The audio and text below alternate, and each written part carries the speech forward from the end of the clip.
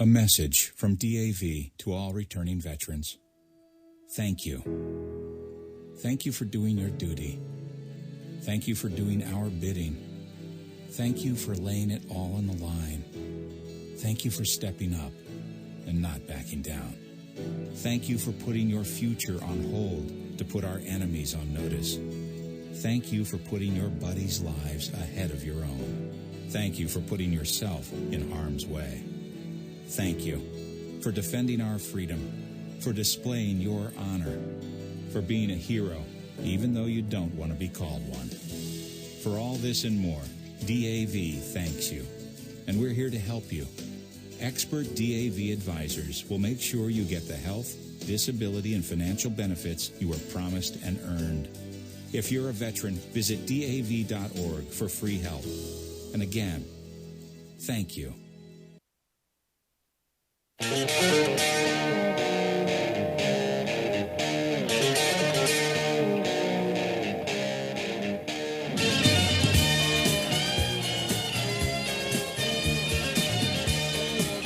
Welcome, everybody, to Logic Nation. Today is September 13th, Friday the 13th. Is anybody freaked out by that? Did anybody see a black cat go past their vehicle coming to work? Or that's Halloween, dude.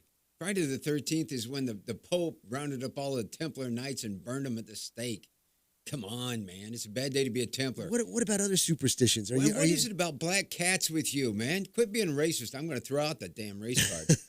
Ladies and gentlemen, be part of the show today. Give us a call here at 866-895-6442. That's 866-89-LOGIC. Stream us live at logicnation.us.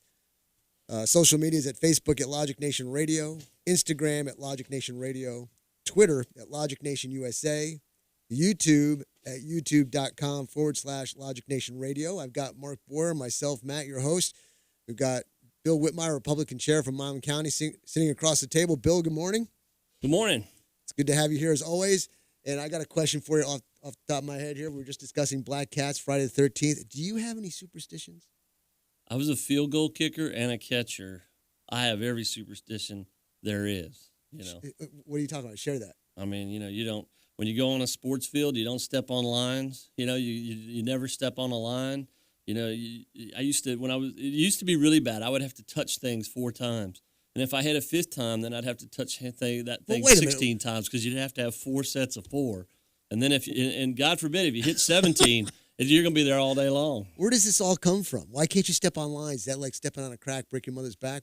How does that work? When you're walking out on the field, you're going to have to step on hash marks on a football field, but I didn't step on the sideline. I would hop over. And when you had that, big 3-yard line or, the big line on the side, the thick line on the side of football, I'd have to hop over it. I couldn't step on it, Oh, yeah, there's tons of them. I just asked Mark, what about black cats crossing your path? Black cats don't bother me too bad, but there are other things, like in my car, and it drives my girlfriend crazy. In my car, the volume on my radio is always set to intervals of 4.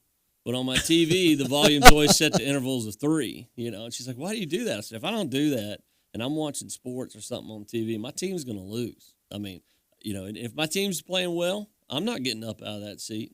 I will die of thirst and hunger before I get up out of that seat if my team's doing well. Have you ever checked to see if that's true and it works? It's true. It's true. It's true. I mean, man, I'm convinced, but yeah, when you're a field goal kicker or a catcher or a hockey goalie or something like that, oh yeah, you're superstitious. I wasn't even going to go here, but we're going to go here now. I mean, with a whole bunch of other stuff too. Give us a call if you got some type of superstition, weird thing that you got to do to make it all right. Give us a call, 866-895-6442. That's 866-89-LOGIC. Love to hear it. Now, don't forget also, yesterday, I gave out a challenge, and the challenge was an hour without power.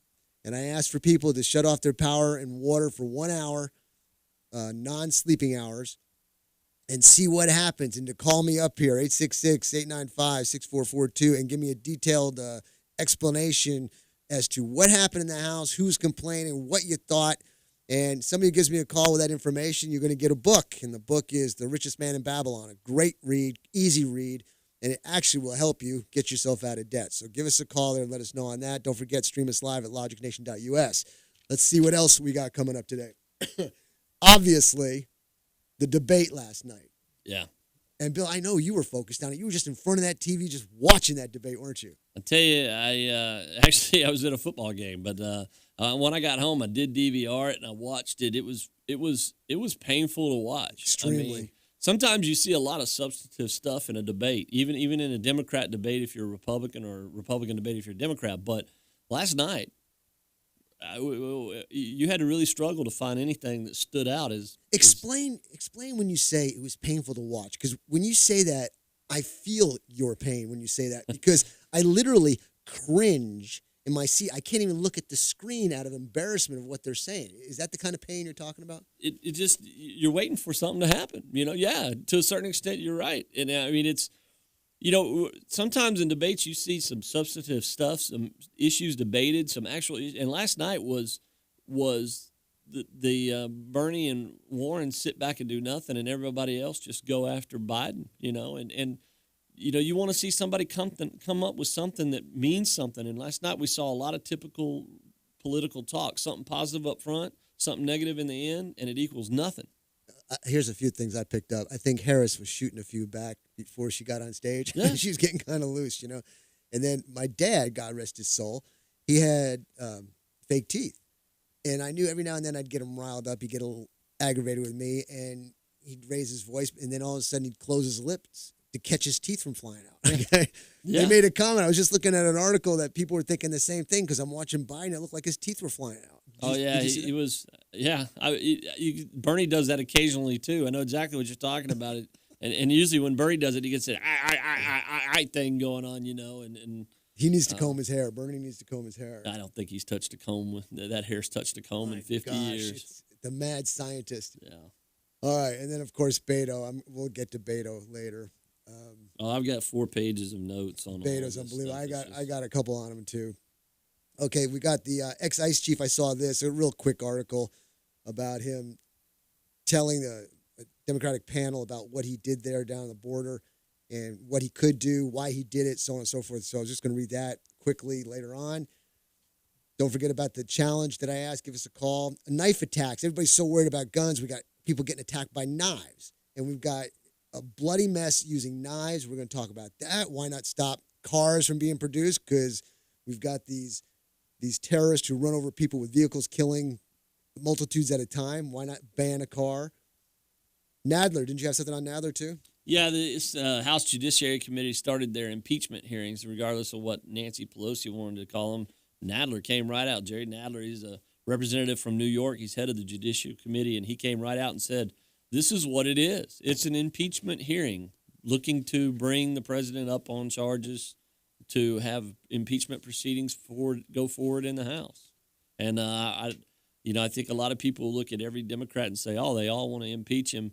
And there's history on how this stuff works, and there's a reason why it's going forward this year, and it didn't go forward during the Obama administration, didn't go forward during the first Bush administration, and there's lessons that they've learned and lessons that some of these newer reps haven't learned, and so we'll talk a little bit about that too, because I think it's important to understand the history on those. I'm baffled. I say I'm baffled, but honestly, I'm not baffled. I know what the reasons are, but for purposes of conversation, if people were to look at this country and look at what we're doing, we're trying to impeach somebody who's got an incredibly successful record. He's outside of the swamp, and the whole reason they want him out is because he's not part of the swamp. He's draining it, and you're getting to see all the cars and the dead bodies at the bottom of the swamp starting to stick up. Okay? Well, not only that, but you have the best employment rates in 51 years, the best African-American employment rate in the history of America, and for the first time in a decade, we actually had pay increase across the board in America for the first time since 2007. The economy's booming. Yesterday we were 80 points from an all-time record high on the Dow. The economy's just churning. I mean, it's going. Yeah, we've got some rough spots. Some farmers had some difficulty because of tariffs, but he's taking care of that as well. So. I don't see how they can see that this is working for them. I really don't. And from what I saw last night, Trump doesn't have too much to worry about. Ladies and gentlemen, we're going to take a break. When we come back on the other side, we're going to go over a whole bunch of little stuff and a lot of big stuff. And don't forget, we got our special guest, Hugh Shine, coming in the second hour. We'll see you on the other side.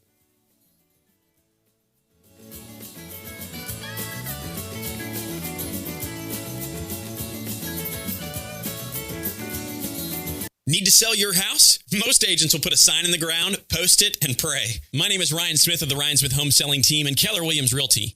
My business is based on getting top dollar for my clients. I believe in that so much that I will put my money where my mouth is. I will guarantee to sell your house in 90 days or less, or I'll sell it for free. I've developed an exclusive marketing system proven to get you up to 18% more money. If you want to know how I do it, I'll send you a copy of my marketing plan for free. 254-213-5335. Using my system, I recently sold a house for David and Janice in Temple's Bentwood subdivision for more than they even thought their house was worth. My system gets full price offers, multiple offers, and bidding wars. That means you make the most money. Don't take chances with your equity. No obligation. There's no commitments. You're not happy? I'll let you out of the program. There's literally no reason not to call us. 254-213-5335. That's 254-213-5335. We are the Ryan Smith Home Selling Team. Call us today and start packing tomorrow. Social Security Disability Attorney Ed Laughlin. Are you disabled and unable to work? Have you been denied your Social Security disability benefits? Well, tell the federal government that you mean business. Call me toll-free at 1-800-492-2589 to schedule an immediate appointment with me in Killeen, Temple, or Waco. I'll appeal your denial and work hard to get you the benefits that you deserve. That's 1-800-492-2589. The phone call is free, and so is the appointment. You'll feel a lot better. Arch Coons, the owner of A&C Firearms in Heidenhammer, Texas, is an avid gun enthusiast and enjoys helping all of his customers to find the gun that's perfect for them.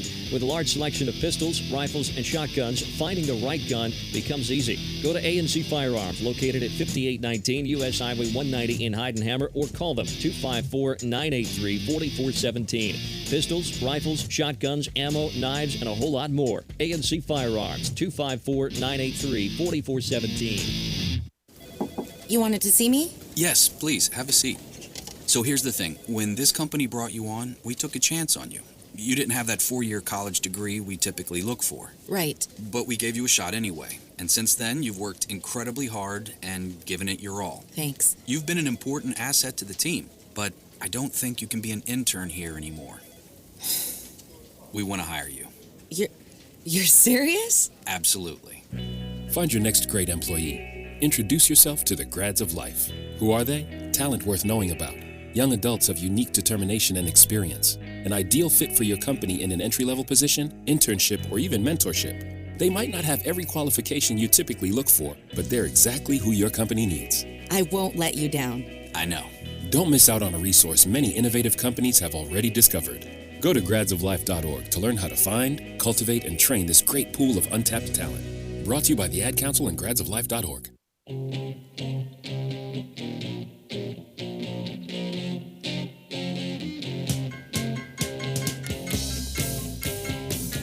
Welcome back, everybody, to Logic Nation, September 13th, Friday the 13th.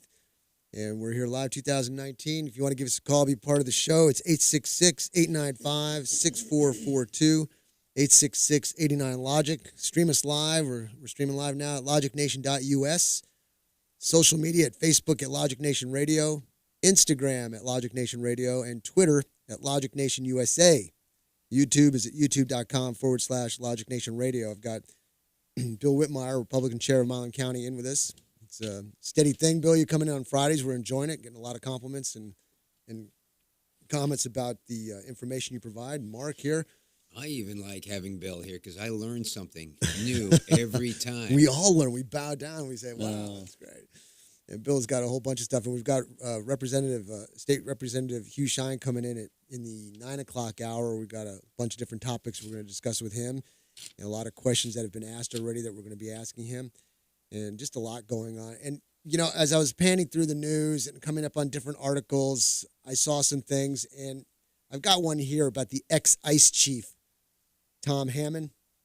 The chief rips Dems on immigration, stating that they can't handle the truth. Well, let me read a little bit of this article here. It's very short. Former Immigration and Customs Enforcement Director Tom Hammond blasted House Democrats following a high-intensity congressional hearing this week. Hammond was called a bigot as well as ruthless and inhumane by Democrats during testimony in a House Oversight, Civil Rights, and Civil Liberties Subcommittee on Wednesday. Now, he's quoted here saying, I did it when I was an ICE director, meaning what the policies that he was doing. That's why I took so much hate as ICE director, because I wasn't going to play political games. Holman explained during an appearance on Fox and Friends, I wanted to do my job and tell the American people what we do and what we don't do, and tell them the truth. But the Democratic leadership in Congress... You can't handle the truth. You can't handle the truth. You can't handle the truth. Did you catch that? They can't handle the truth, ladies and gentlemen. So we have a snide remark. I think it's important to really make sure that the bigoted testimony of Mr. Hammond is called out as nearly completely untrue, as being an outrage, and as a formal official directing the Immigration and Customs Enforcement Agency, he should have known better. You know what they mean by that? He should have known better. We know everything you're saying is true, but you shouldn't be telling everybody what the truth is. That's what I think it's all about. And I just look at it. It doesn't fit their agenda. It doesn't fit their agenda. And that's why I was reading that. I'm looking at it. We've got a guy here who doesn't care. He's going to do his job. He's going to say what's going on, and they can't handle the truth because it exposes them. Well, that's the Mueller report comes out and doesn't fit their agenda, and so they call Mueller to Congress, and basically every Dem on that committee, on that same judicial committee, ripped him. I mean, just shredded him. Tried to shred what he said and what he didn't say. The Republicans could make their points, and I thought some of them did a really good job, a really effective. I thought Jim Jordan did an effective job of doing that on that, and when people come in and they don't fit the agenda, that's the first thing they do is say, well, that's not what we wanted to hear. Jim Jordan, what'd he say? He basically, with Mueller, he basically asked him the questions and put the questions in a manner where Mueller answered the questions. And I don't think he so much attacked Mueller as he just made it clear that while this report was Robert Mueller's report on the Russia stuff, Mueller really didn't know what was in the report. He had no clue, man. And I mean, I think Jordan did probably an effective and polite job of getting Mueller to admit, without actually admitting it, that he didn't know what was in the report. So what was in his own report? Yeah. He was flipping pages. Repeat the question, stalling for time. Or several times he said, well, we can't really talk about that at this point. And it said, well, look at page 36 in your report. It says it right there. Why can't you talk about it if it actually says it in the report? Guys, I'm a taxpayer, and we're paying these people to do a job. But they spent how many millions of dollars on this garbage investigation? They're not doing their job for their people, their constituents. They're wasting our time. They're wasting our money on these. Well, the fact of the matter is, when you're in a report like that, for the head guy not to know everything that's in the report, it's probably happens more than it doesn't happen. Is that for plausible deniability? No, it's just that there's so much information, so many people interviewed that, it's just like with the Warren Commission report during the JFK assassination, the Supreme Court, Chief Justice Warren, he wasn't in on hardly any of the investigations. Okay. As a matter of fact, and Arlen Specter, the former late senator from Pennsylvania, who was flip-flopper extraordinaire, he asked the questions, and a lot of the witnesses came back after that report and said, that the way he asked the questions, it was biased. It was trying to push one point or the other. And, Chief Justice Warren had no idea because he wasn't in on all those. But at the time, we didn't have social media. We didn't have 24-hour cable news. Right. We didn't have everything we have now. And as a result, unless you read a book about it, most people don't even know that ever happened, That's a good point. Isn't the strategy when you're going against the grain to be ignored? And then when you still make a stink, then you're laughed at. Once you're laughed at, then you may be insulted. Yeah. And if you can't beat the argument, you insult the informant. Then you get attacked right after that. Yeah. And then if the attack doesn't work, they take you out, whether it's physically or financially through IRS coming there to do tax audits, or they slander your name where you become unable to continue on what you're doing because there's so much focus on you. Now look at what they're doing to Trump. They keep hitting him and hitting him and hitting him because there's nothing else they can do. because they don't like what he's doing because it's totally contrary to what they've been doing for years. And I'm waiting for the physical attack to happen because I'm really surprised nothing has happened, or that they are expecting something to happen, that they're so overly protective that it's not able to get done. I don't know. No, you're right. But You're right. Matt, you and I both have our Secret Service friends, and they all agree that they enjoy working for Trump on Trump's details. They used to hate having to deal with Hillary Clinton or Bill Clinton, people like that. They used to hate working with Obama. Pelosi's Secret Service agents, not now, but at the time when they were talking to us, they hated even showing up for her. Everybody loves Trump. Everybody loves Trump. I hear nothing but so somebody want to tag on Trump? Yeah, those guys are going to have. I mean, when it comes to a Secret Service type of person, as compared to somebody else, Secret Service is regimented, is got a schedule, and Trump is courteous. He's on time, prompt, early, does what he says he's going to do. He knows them by name, cares about them, and so there's a bond that happens. Whereas in the other situation that you just mentioned, you're more like, I'm getting paid. I've got to do this. Okay, it'll end in 4 years. I move on to the next person. But you want to enjoy what you're doing. You want to say, hey, if I'm going to put my life on the line for somebody, I want it to mean something, you know? And Trump, from all the reports that you read, there are people who watch him, love him. Yep. Now, we're going to get into this in a big way, the political debate, but I saw an article concerning Beto O'Rourke prior to the debate happening. So I'm going to connect this with what he said. We'll talk about that famous quote he said. But I was looking, and Beto was playing the drums. Excuse me. Midlife crisis. Beto plays drums in another desperate cringe video. Excuse me. Since he can't beat fellow Dems in debates, he beats drums to seem edgy. The Democrats have their very own little drummer boy in Beto O'Rourke, who released a cringe-worthy video via Instagram on Wednesday in an attempt to come off like a totally normal dude. The Democrat presidential hopeful hopped on his dusty old drum set and busted out a sick beat. The GOP national spokesperson Elizabeth Harrington tweeted out, "Is this a midlife crisis or a presidential campaign?" O'Rourke, who played bass in a punk band called Foss in the 90s, also played drums in the band Swedes. Now, doesn't this remind you of like Clinton going on Johnny Carson? Wasn't it Johnny Carson? With the saxophone? The saxophone. And then you got some of these other politicians who go on there to try and look cool and hip to relate. Well, that's what he's doing here. But in the course of all this, we've got somebody who is dear to my heart, who expresses, I think, what a lot of us want to say concerning Beto O'Rourke, and it's this. Some of us. Stop it, please. No more. Stop, please. I beg you. I'm tired. Can you go away? Can you just go away? Can you go away? That's my feelings. Please just go away, Beto. Just go away. We're tired of hearing you. You make absolutely no sense. Just go away. Now it brings us to what he said in the debates yesterday. When we come back, we'll talk about it. We're talking about taking away your guns. See you on the other side.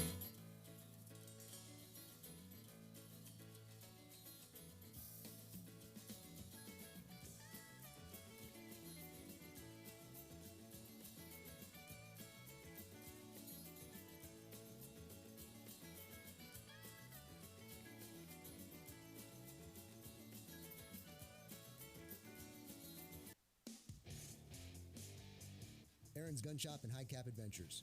If you've decided to carry a handgun for self-defense, you better know what you're doing. If you don't, you better learn fast. Not only fast, but thoroughly. Aaron's Gun Shop and High Cap Adventures fills the void between a Johnny wannabe and a person who has been properly trained in the proper handling and use of a firearm. Call me, Matt Petros, at 254-697-4721 or email me at aaronsgunshop@gmail.com and set up a class or seminar to get you started on the road to proficiency with a firearm for self-defense. Go to our website, aaronsgunshop.com, and review the High Cap Adventures page. We have seminars to cover most forms of firearms training. Call 254-697-4721 or email me at aaronsgunshop@gmail.com to get more information on how to get started with your training. The time for games is over. Reality starts now. aaronsgunshop.com.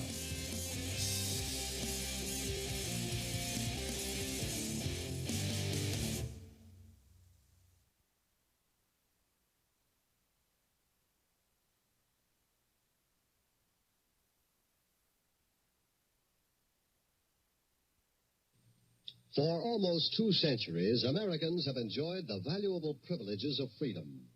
Now, freedom needs each American to dedicate himself to its preservation. We must not allow our liberties to be endangered by neglect of our duties as citizens. During this year of rededication, join with your fellow Americans in reaffirming the principles on which this country is founded and the safeguarding of those principles. Make it your business to see that federal, state, and local governments are conducted honestly. Help to maintain the good morale of your sons and daughters in the armed forces. Learn the facts about all candidates and issues. Then vote for the one you believe in. Make the most of every minute on your job. Produce as much as you can, and thus increase our military and economic strength. Work for better schools and a better community. Guard your American heritage of freedom. It needs you. Hey, America. We need to have a little talk. We've got more food in our country than we know what to do with. Food at the grocery store and food in the vending machines, fast food, health food, and seafood. We've got so much food that anything people don't buy, we just throw out. Yet 17 million kids in America struggle with hunger. That ain't right. Luckily, the Feeding America nationwide network of food banks has volunteers gathering excess food and getting it to hungry kids. They're kind of like food angels. Yeah, I made that up. It's kind of catchy. Hello, people. This isn't rocket science. We could solve hunger today. To start, become a food angel yourself by supporting Feeding America in your local food bank at feedingamerica.org. That's a website. Duh. We can't do it without your help. Brought to you by Feeding America and the Ad Council. It only takes a minute to find out if you may have prediabetes, and you can do it at doihaveprediabetes.org. But you're probably not going to. Nope. I'm sure you've got a perfectly good excuse. Kids, work. I get it. You're busy. So what better time than now? Let's begin.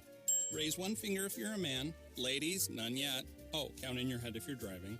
Now, 3 more fingers for everyone over 60, 2 over 50, 1 over 40, 1 more if you're not physically active, another finger if anyone in your family has type 2 diabetes, another if you've got high blood pressure. If you're overweight, raise another finger, 2 if you're very overweight, and 3 if you're really overweight. You've just taken the world's first audio prediabetes test. And if you're holding up 5 or more fingers, visit doihaveprediabetes.org or talk to your doctor. There's no excuse because prediabetes can be reversed. Brought to you by the Ad Council and its pre-diabetes awareness partners.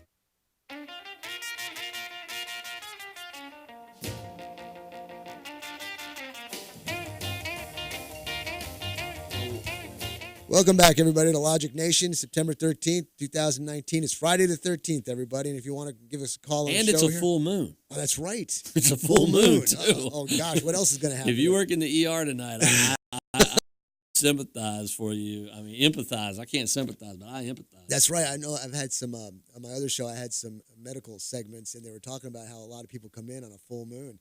A lot of crazy stuff happens. If you got a black cat, watch it, because if you love that cat, somebody may want to take it. I'll tell you what, before we go any further, give us a call, 866-895-6442. Stream us live at logicnation.us. Social medias at Logic Nation Radio, Facebook at Logic Nation Radio, Instagram at Logic Nation Radio, Twitter at Logic Nation USA, and YouTube at youtube.com/Logic Nation Radio. And I'll tell you what, Bill, before we move on to the debate part of it, I got Jonathan on the line. Jonathan is way cool. He's coming out to the range tonight. He's going to do some blasting with his awesome wife. It's going to be a great time. Fantastic. I'm getting you set up here, Jonathan. We're going to get you on the line. Can you hear me? Jonathan, you there, buddy? Yes, sir, Matt. Hey, how's it going? Pretty good. Hey, Bill may be able to help better with this question. I've been conflicted about the North Carolina House vote they held on September 11th. Part of me feels really bad about it, and part of me is really happy that the Republicans were able to get a budget passed. But it does seem kind of sneaky to wait till the Democrat senators go to the 9/11 memorial to hold a surprise vote. That's common practice, isn't it? I've never heard of such a thing. Oh, they do that all the time. Don't they vote on the weekend when everybody's asleep and doing something else and at 12 midnight? Well, it is It is rather common. I do agree with you though. I hate to see that. I'd rather have a full quorum and have everybody there. It's more common than you think to do that. They'll wait till. It seems like a 9/11 memorial though would just be kind of.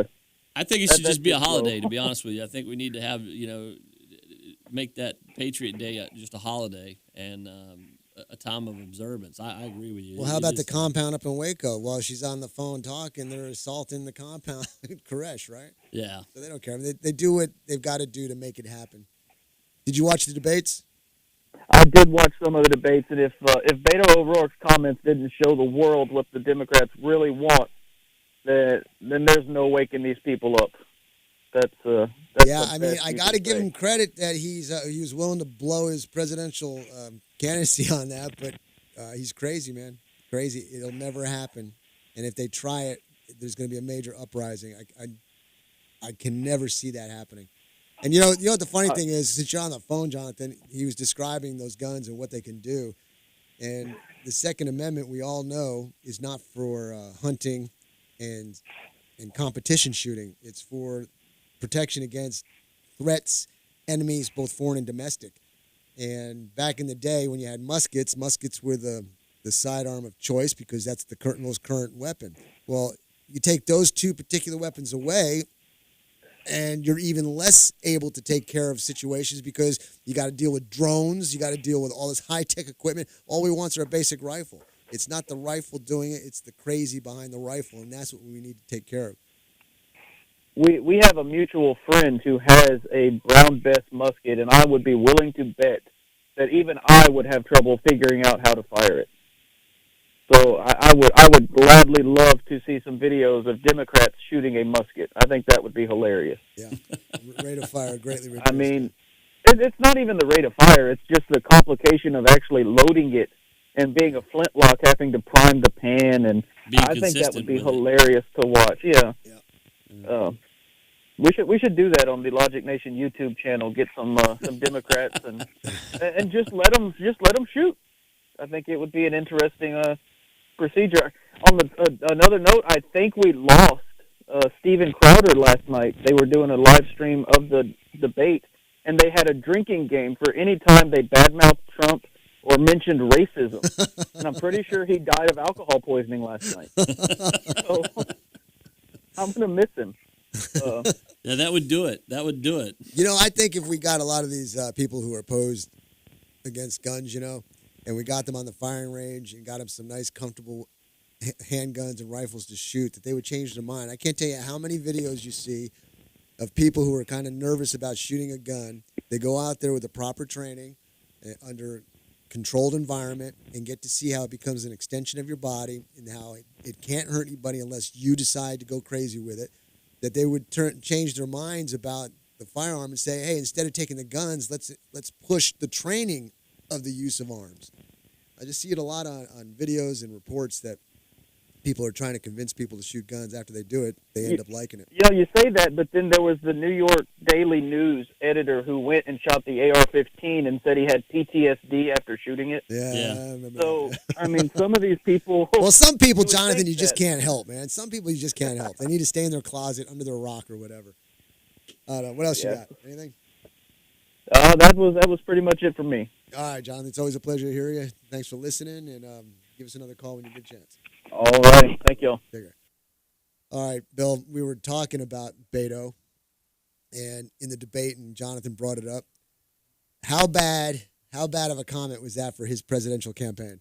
I think it hurts him. I think, as a matter of fact, listening to Amy Klobuchar on an interview the other day, and they asked her about the Second Amendment, and, she says, her family, she comes from a family of hunters. She doesn't want to, she said, we need to have she would not commit one way or the other. She said, we need to have a substantive talk and figure out, civil discussion about what we can and cannot do. Do we need to ban some guns? There may be some guns, maybe, but she said, she's not at this point not willing to do that. Whereas Beto says anything that's high velocity, high impact, well, that's every hunting rifle out there. I know, but he's just talking AKs and ARs. We'll talk about that when we come back. He uses that general swap. Yeah. All right, we'll be back on the other side, everybody.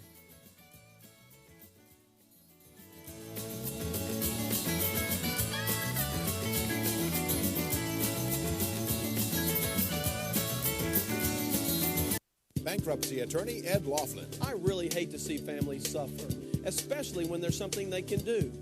If you have too many bills to pay, the truth is that filing bankruptcy may be the best thing you ever do. I'm not just saying it. Let me prove it to you. That's why I offer a free initial consultation. Call me, because you shouldn't just have to sit there and worry. Call 1-800-492-2589. The phone call is free, and so is the appointment. You're going to feel a whole lot better. Ladies and gentlemen, let's get face-to-face with Vis-a-Vis Galleria in their warehouse located at 3 Mesquite Avenue in Rogers, Texas.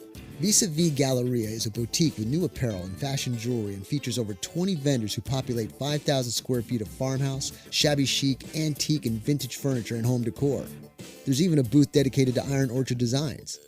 Patricia Posvar, owner of Vis-a-Vis Galleria, opens the Galleria Monday through Saturday from 10 a.m. until 5:30 and will gladly host a ladies' night out shopping spree at your request.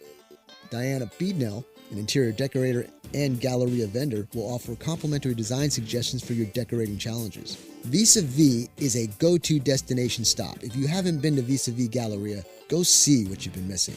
For more information, call Vis-a-Vis Galleria at 254-642-0005 or check them out on Facebook at Vis-a-Vis Galleria. Mention that you heard this ad and receive 15% off your boutique apparel purchase. Ladies and gentlemen, spring has sprung, and it's time for spring cleaning, and your headquarters for that is Smith Supply, located at 5202 Midway Drive in Temple, Texas. They have everything to clean anything, residential or commercial. From inside your house to outside at your pool, Smith Supply can run a complete computerized water analysis for free. Then the experts at Smith Supply can recommend the chemicals that will get your pool looking great for your family and your friends this spring and summer. They can also keep your pool in outstanding condition all season long. Plus, they sell pool equipment. With everything to clean anything, Smith Supply can help your inside cleaning as well. Don't forget, they deliver within 150 miles of Temple and can ship anywhere in Texas. So, get your house and pool in spring cleaning shape and save money on high-quality products. SmithSupply.com or call 254-773-3592. That's 254-773-3592 or online at smithsupply.com. Since 1961, Smith Supply. Get the respect you deserve with the experienced, tough, trustworthy attorneys at Capolino, Dodd, Krebs, and Cameron. These attorneys got serious results for folks and their families who are unfortunately involved in a serious accident or wrongful death. Check out their qualifications at respectforyou.com, and you'll want to call them today at 254-697-4965. That's 254-697-4965.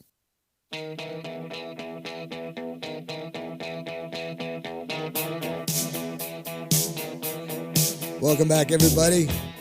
Logic Nation, September 13th, 2019. Give us a call here at 866-895-6442. We got some great callers calling in already, man. Yeah, we've got Marcus on the line. We're going to get to you in just a second, Marcus. And give us a call at 866-89-LOGIC. Stream us live at logicnation.us. Social media is at Facebook at Logic Nation Radio.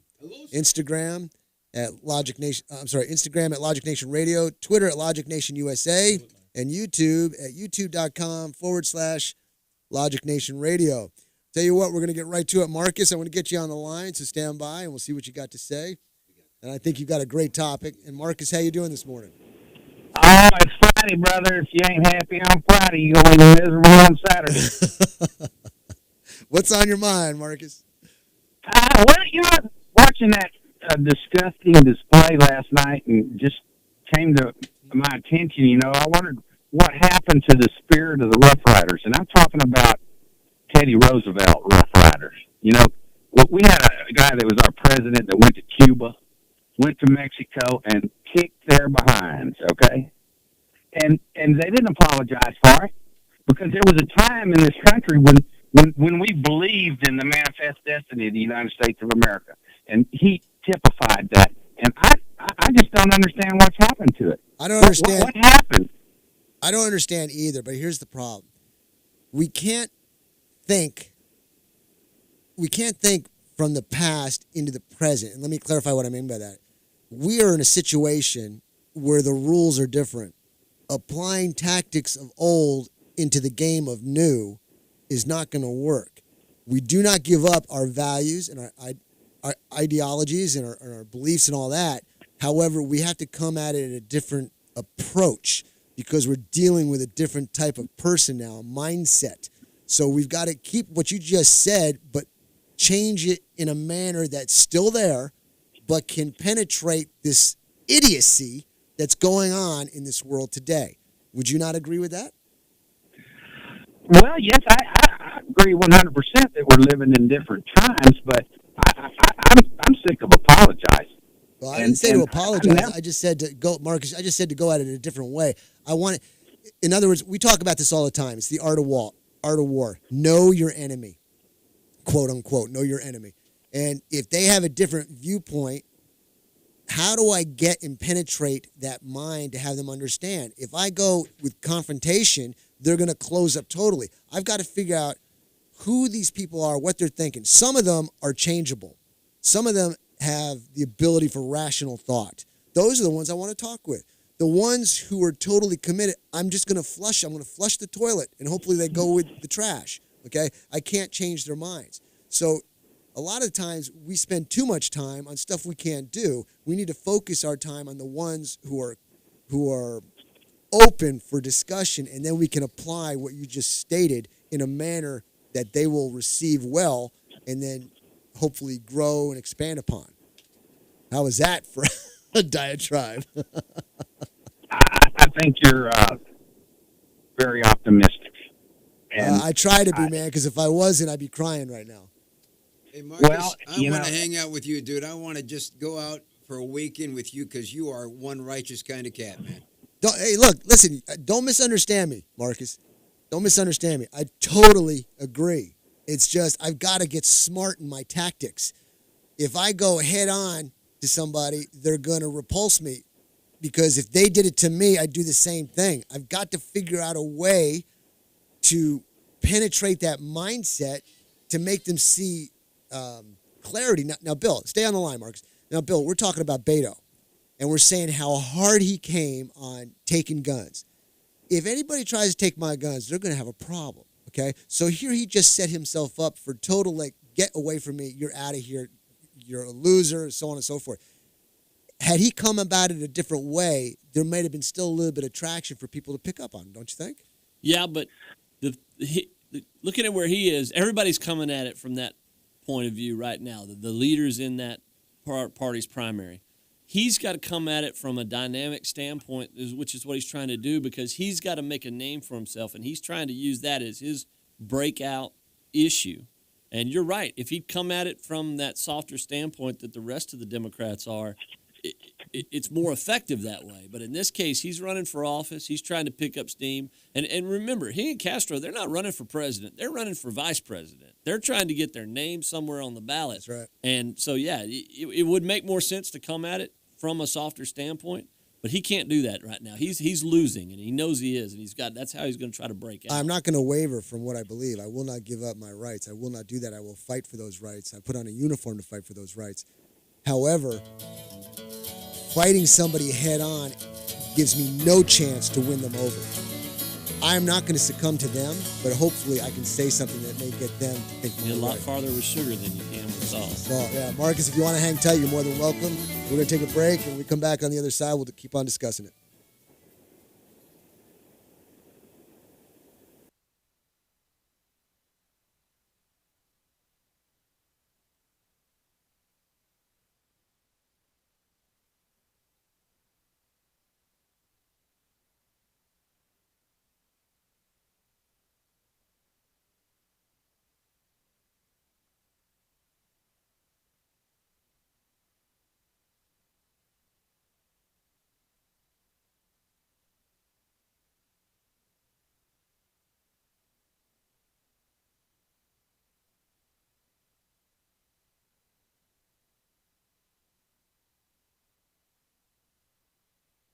Got a bear hug from Smokey Bear. Status update. All right, I'm going to let you go now. I've got a lot of ranger stuff to do. There are many ways to start a fire, but one sure way to put it out. Learn how you can do your part at SmokeyBear.com. Only you can prevent wildfires. Sponsored by the U.S. Forest Service Ad Council and your state forester. Rich is just a really good guy. The term good egg isn't enough to describe him. He's also certified organic and free range. Rich puts the cap back on everything. The toothpaste, the olive oil, the shampoo, everything. He lets his 10-year-old nephew beat him at virtual tennis, even though he can straight up slay his 10-year-old nephew in virtual tennis. When the toilet paper is running low, Rich replaces the roll on the actual holder, not just on the back of the toilet. Rich is texting and driving. Rich, no. What are you doing, Rich? I was just telling everyone how great you are. Texting and driving makes good people look bad. Visit StopTextStopWrecks.org, a public service announcement brought to you by the National Highway Traffic Safety Administration and the Ad Council. Adopt US Kids presents Multiple Choice Parenting. Your daughter just had her first breakup. Do you A, put yourself in her shoes? How could he do this to you? And for Sheila, she has split ends. B, console her? Oh, sweetie, this is going to happen a lot. 4, maybe 5 more times before you get married. C, take charge? Got to get this all straightened out. Give a little talking to, man to man, mano a mano. Hey, Steve! Is now a good time? No? Okay, no problem. Bye. Or D, help her find a new boyfriend? I know a great place to meet boys. The internet. Nice, single boys. Never mind. How about some ice cream? As a parent, there are no perfect answers. But you don't have to be perfect to be a perfect parent. Thousands of teens in foster care will love you just the same. For more information on how you can adopt, visit adoptuskids.org. A public service announcement from the U.S. Department of Health and Human Services, Adopt U.S. Kids, and the Ad Council.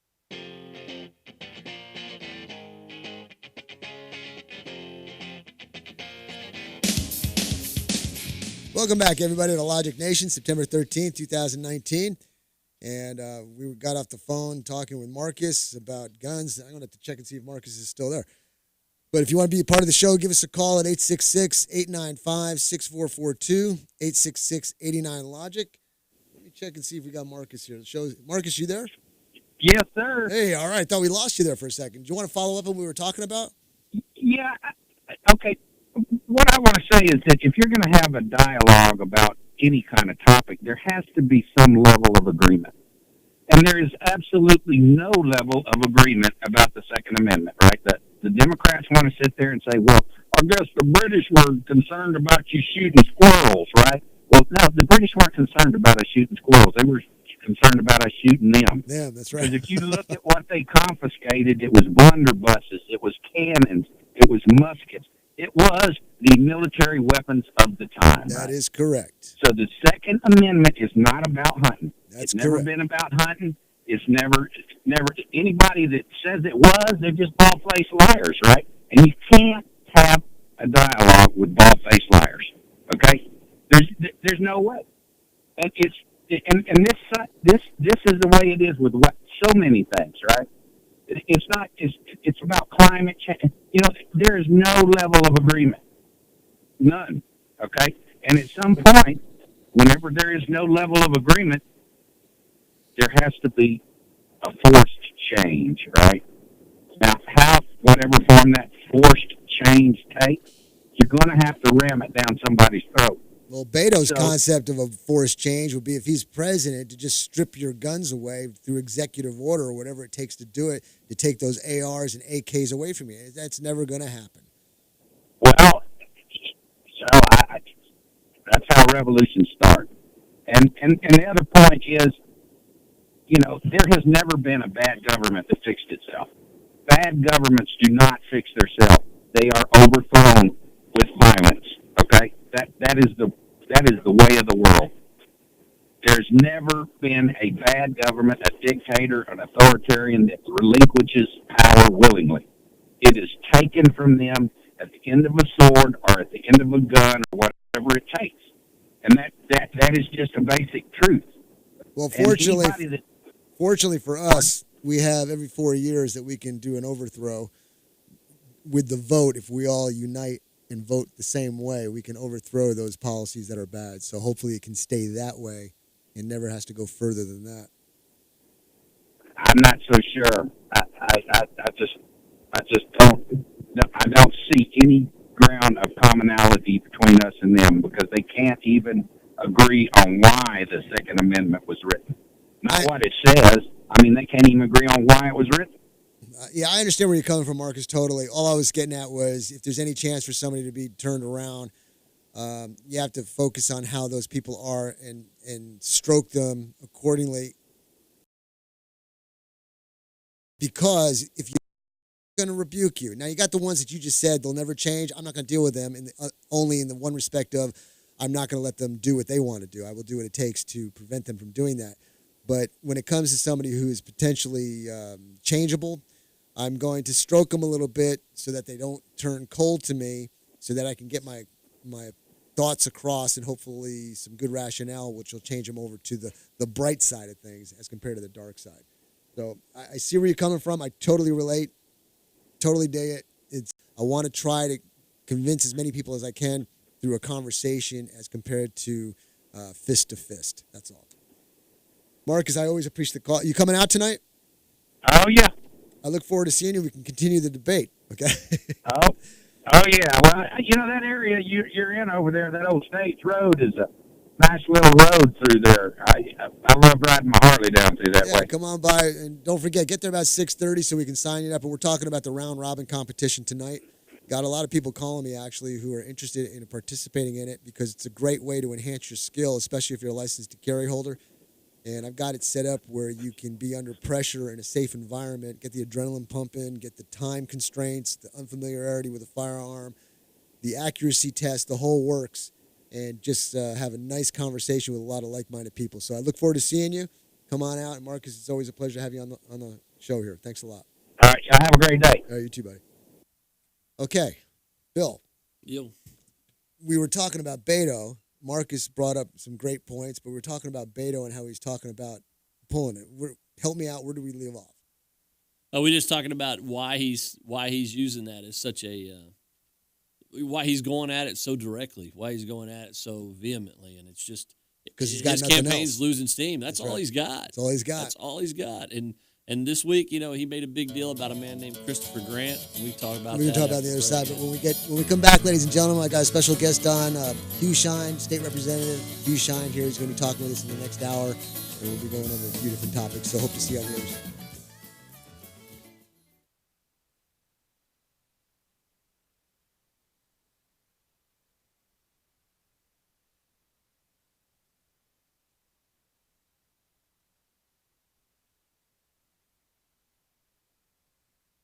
To smart financial decisions brought to you by feedthepig.org.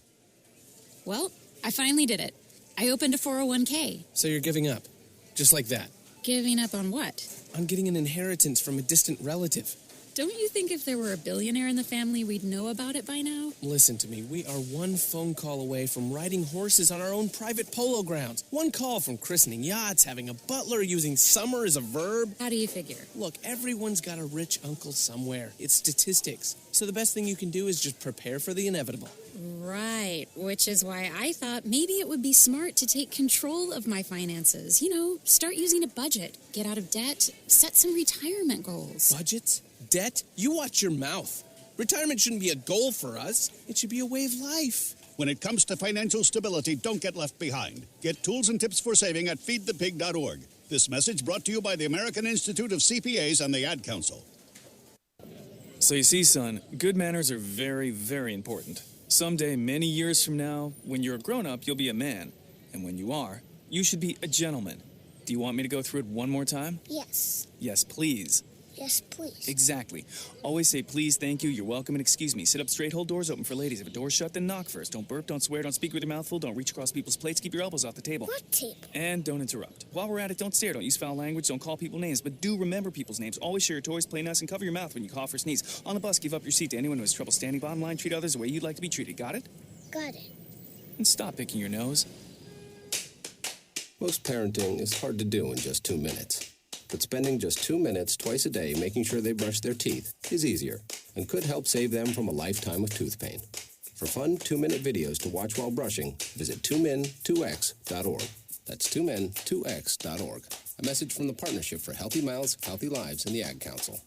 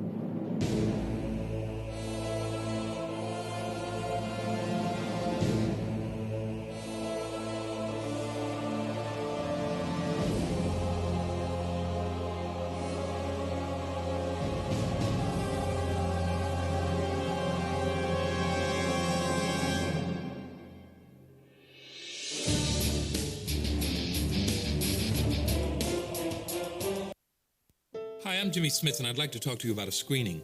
No, not a movie screening, but a screening test for colorectal cancer. It could save your life. Colorectal cancer is highly preventable, yet it is the second leading cancer killer of men and women in the U.S. But it doesn't have to be. Screening finds precancerous polyps so that they can be removed before they turn into cancer. So please, get screened for colorectal cancer. I did. If you're 50 or older, get screened. A message from the U.S. Department of Health and Human Services. We were rolling down this road in Anbar Province. all of a sudden There's a huge explosion. we knew right away. It was an IED. Then we started taking Sniper fire and RPGs from the hills. Today's servicewomen face the same combat dangers as men. It's pretty amazing. We made it out alive. But at home, women veterans face different challenges. DAV understands this and fights to get women veterans the health, disability, and financial benefits they were promised. Visit DAV.org for free help.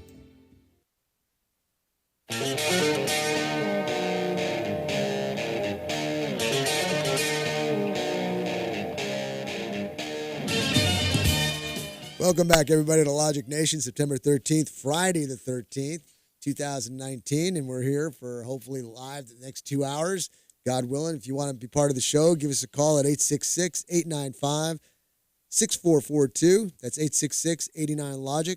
Stream us live at logicnation.us. Social medias at Facebook at Logic Nation Radio, Instagram at Logic Nation Radio, Twitter at Logic Nation USA, YouTube at youtube.com/Logic Nation Radio. We got a packed house here, ladies and gentlemen. Not only, I'll tell you who we've got in here, but the room just got brighter. Luann Anderson just walked in, and we all know she's the powerhouse of politics, the surveyor of savvy, and the quotator of quips. An all-around goddess of everything. She's just a great gal, so we thank her for being here. We got Bill Whitmire, Republican chair of Milam County. Yeah, I'm going home now.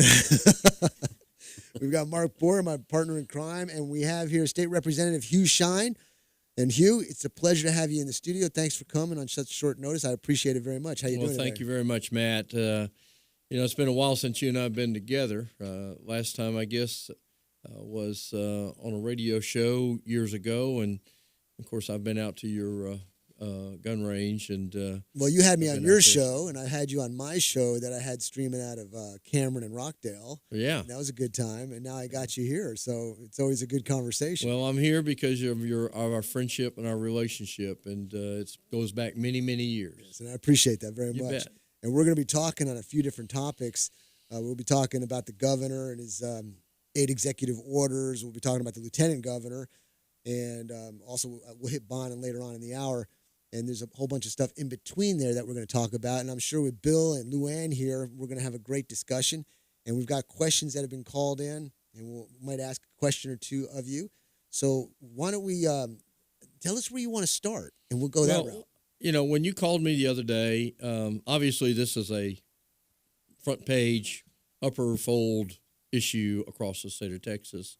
And rightfully so, because of the people that have been killed. And my heart goes out to the folks, the innocent individuals that lost their lives and families who have lost loved ones, no question about it. So there's been a lot of discussion. The governor has gotten, a lot of press lately in the last few weeks, actually talking about this issue more than I think has been discussed before. Yesterday afternoon, I received a Texas Safety Action Report from the governor. It's dated yesterday. It's got we'll go through that in just a few moments.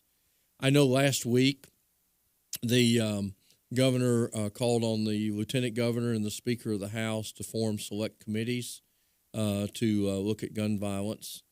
There are 7 Republicans on this select committee, 6 Democrats on the select committee that Chairman Drew Darby out of San Angelo is chairing that committee.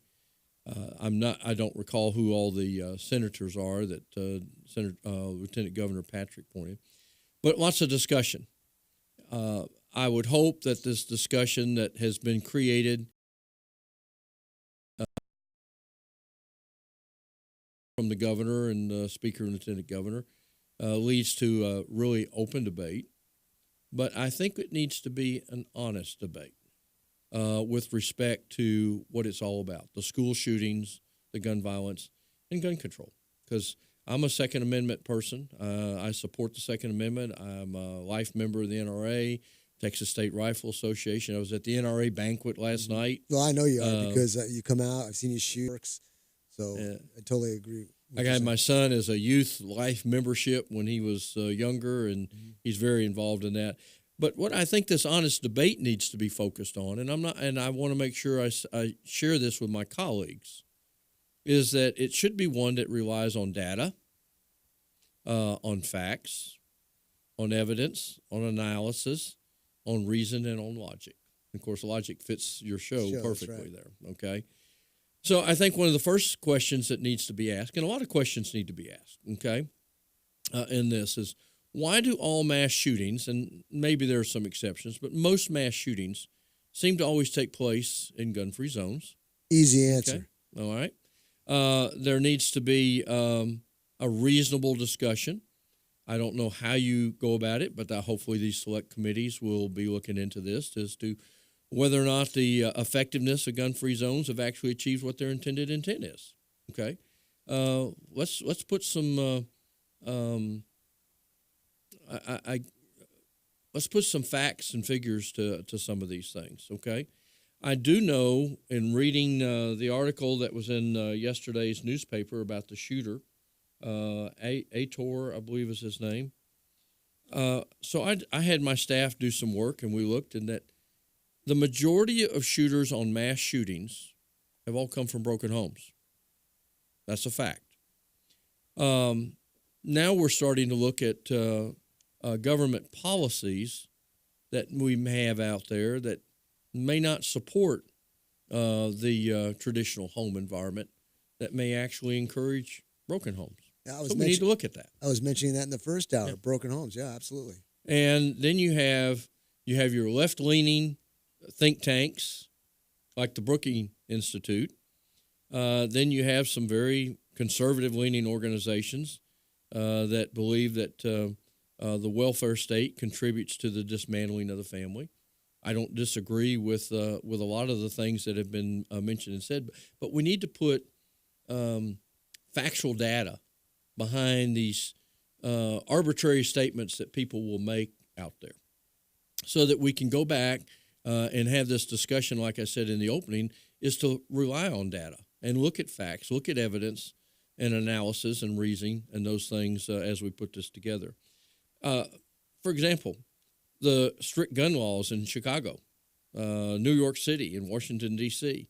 Hadn't stopped gun violence at all. In fact, I brought some statistics with me on some of the Chicago I like statistics. Events. I really do. And if I can put my hands on them here real quickly. Yeah, here they are.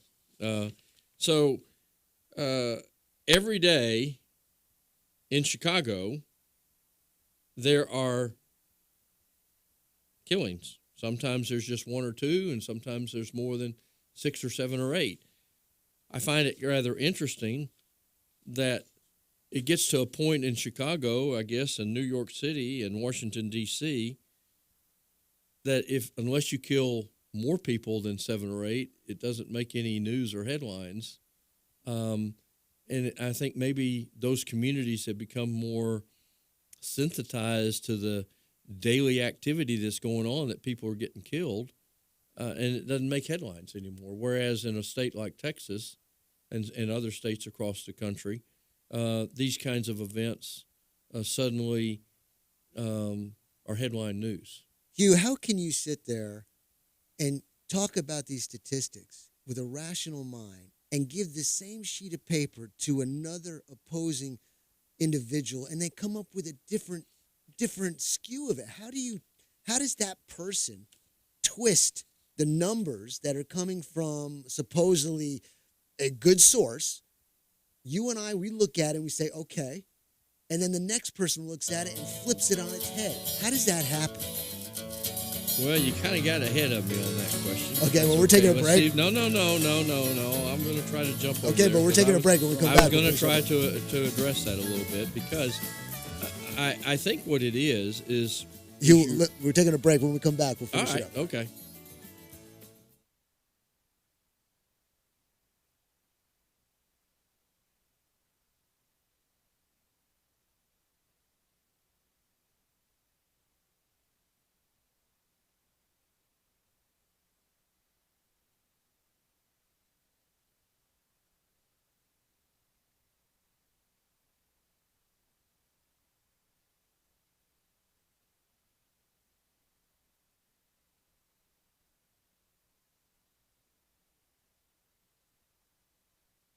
ANC Firearms, 254-983-4417. Social Security Disability Attorney Ed Laughlin. Are you disabled and unable to work? Have you been denied your Social Security disability benefits? Well, tell the federal government that you mean business. Call me toll-free at 1-800-492-2589 to schedule an immediate appointment with me in Killeen, Temple, or Waco. I'll appeal your denial and work hard to get you the benefits that you deserve. That's 1-800-492-2589. The phone call is free, and so is the appointment. You'll feel a lot better. Aaron's Gun Shop and High Cap Adventures. If you've decided to carry a handgun for self-defense, you better know what you're doing. If you don't, you better learn fast. Not only fast, but thoroughly. Aaron's Gun Shop and High Cap Adventures fills the void between a Johnny wannabe and a person who has been properly trained in the proper handling and use of a firearm. Call me, Matt Petros, at 254-697-4721 or email me at aaronsgunshop@gmail.com and set up a class or seminar to get you started on the road to proficiency with a firearm for self-defense. Go to our website, aaronsgunshop.com, and review the High Cap Adventures page. We have seminars to cover most forms of firearms training. Call 254-697-4721 or email me at aaronsgunshop@gmail.com to get more information on how to get started with your training. The time for games is over. Reality starts now. aaronsgunshop.com.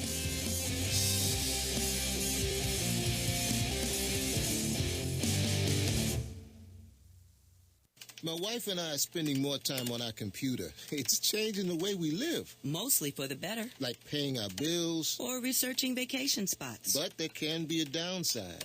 Right, like fake drugs being sold over the internet. Because they look real and they seem like a great bargain. And you can't always tell what's a fake. Well, we learned the hard way. At the emergency room. Thousands of people are scammed into buying counterfeit drugs every day, thinking they're getting a deal. And rather than contain the active ingredient, they may contain dangerous elements like antifreeze, sawdust, or floor wax, resulting in potentially serious health risks. So never buy prescription or over-the-counter drugs online from unknown or unlicensed sources, as they are often dangerous fakes. Counterfeits hurt, but you have the power to stop them. To learn more, go to www.ncpc.org/getreal. Brought to you by the National Crime Prevention Council and the Bureau of Justice Assistance, U.S. Department of Justice.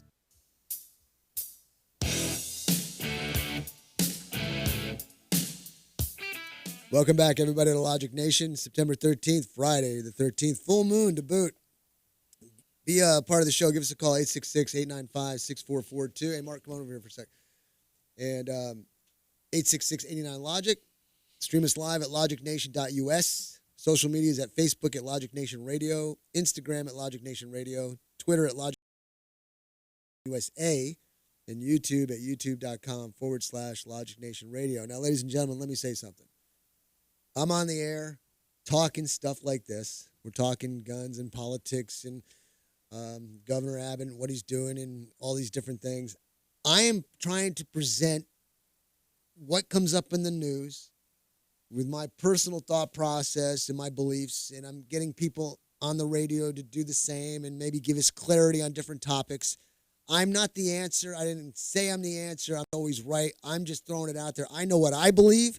I know what I'm going to do, and hopefully you can come up with this information. I'm presenting it in a manner that is you can pick or listen to certain things, and it helps you solidify your beliefs, hopefully in a positive Second Amendment, constitutional Bill of Rights type of way.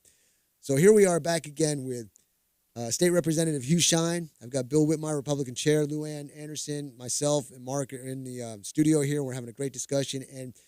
And Hugh, we wanted to finish up on the topic, the comment we were mentioning from the last break. So go ahead and finish up on that thought. We started this segment in this program at 9 o'clock, and I opened it up and saying what we need to have is, or what we've been having is a discussion. What we need to have is a discussion that is open and honest debate.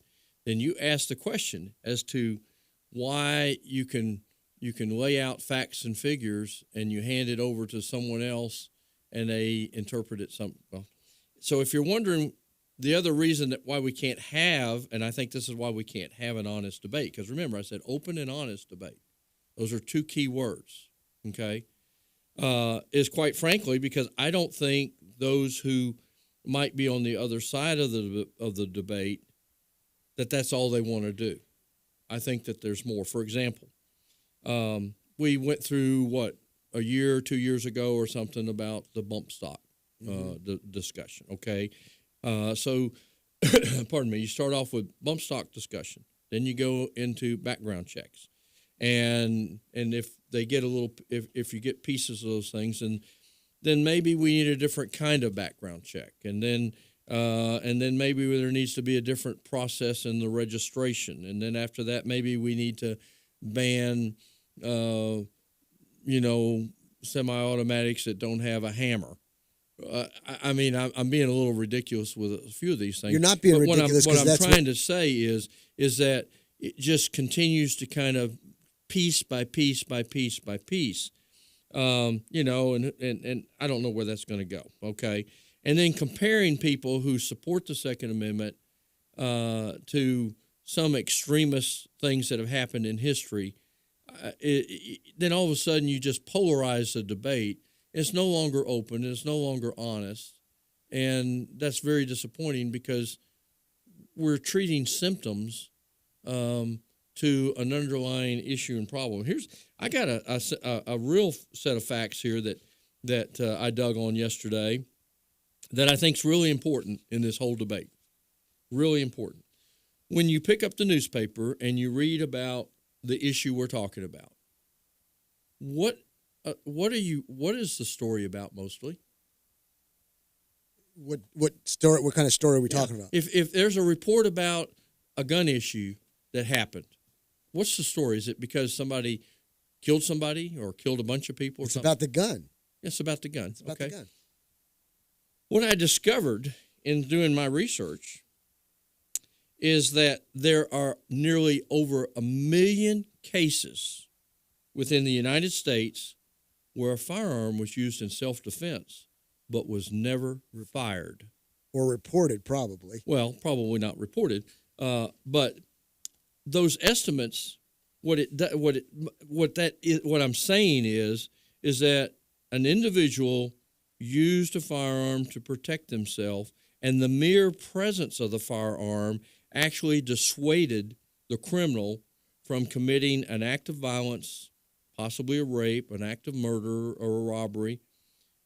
And those numbers are huge. Now, let me say something because this is who I am. I'm a licensed to carry instructor. I'm always teaching this. What Representative Hugh just said was Penal Code 904. That is a threat as justifiable force. What he just said is what that penal code means. You displayed it and stopped something bad from happening. But it wasn't deadly force. It was just a display of force. And that's what he's explaining. So the gun, unfired, did a fantastic job. Those don't get reported. How often do you see a front page newspaper article where a citizen who had a firearm, dissuaded actual criminal event from taking place? Since the newspaper, there's going to be some. Since the newspaper's a dying breed, and I don't see it around very often. And in the news, I don't see it very often. Yeah. In the news in general, you really don't see that side of it as much. And so that's part of what the open and honest debate process needs to be, okay?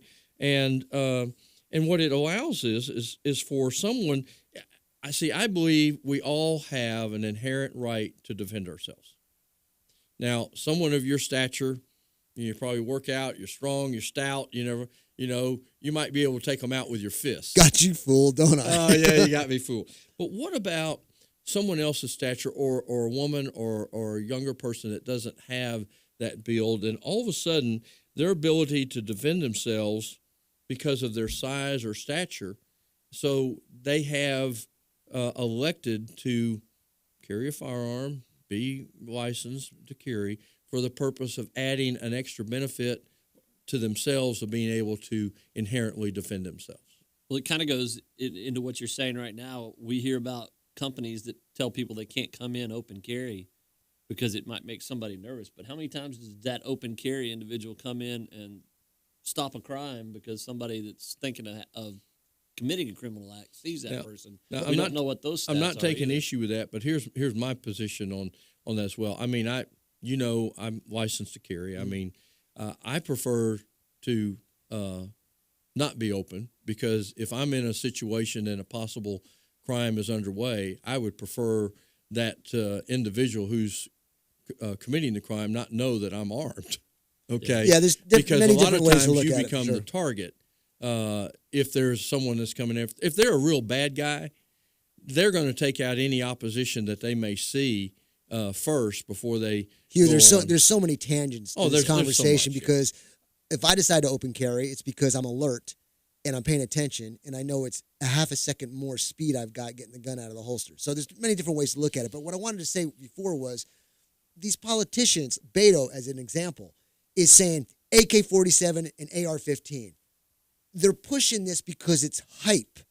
Because if you take the AK-47 away and the AR-15 away, then you've got the 9mm pistol, the .45 pistol, a carbine rifle, a different caliber gun, a gun with a wood stock, a gun that doesn't have a pistol grip. It doesn't matter what it is. A crazy loon with a firearm can do damage. We must stick with the pillars of the Constitution. Constitution is one pillar, Bill of Rights is the other. If those are maintained and not chipped away, I've been saying this for years, my God, I've been saying this for years. I'll go and listen to your debate as long as you don't mess with the pillars. And these people, like Beto, are messing with the pillars. I have paused. Well, let's go to another thing that I think is important for us to talk about, and that is, the mental status of an individual and the background, and when law enforcement and other agencies come into fact.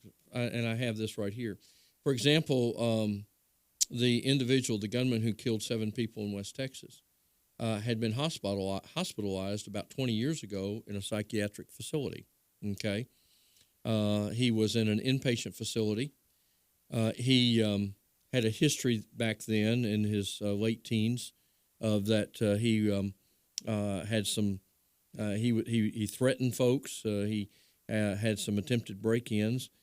It's not known exactly at the moment whether a federal background check that law enforcement officials were able to really determine that mental health issue from back there. But I think this is part of what this Texas Safety Action Report that the governor has published is going to look at as well, because the other issue is being able to have information, this data and other information I'm talking about, that is easily accessible by law enforcement authorities in different jurisdictions. And that sometimes is a bit of a conflict. Technology is going to help us improve that and has to some degree, but we need to continue to move that. And I think you got to take a break here. Yeah, we're taking a break. Good conversation. Ladies and gentlemen, give us a call. If you've got a question, we'll write the question down and read it to them. 866-895-6442, 866-89-LOGIC. Stream us live at logicnation.us. And when we come back, we'll see you on the other side.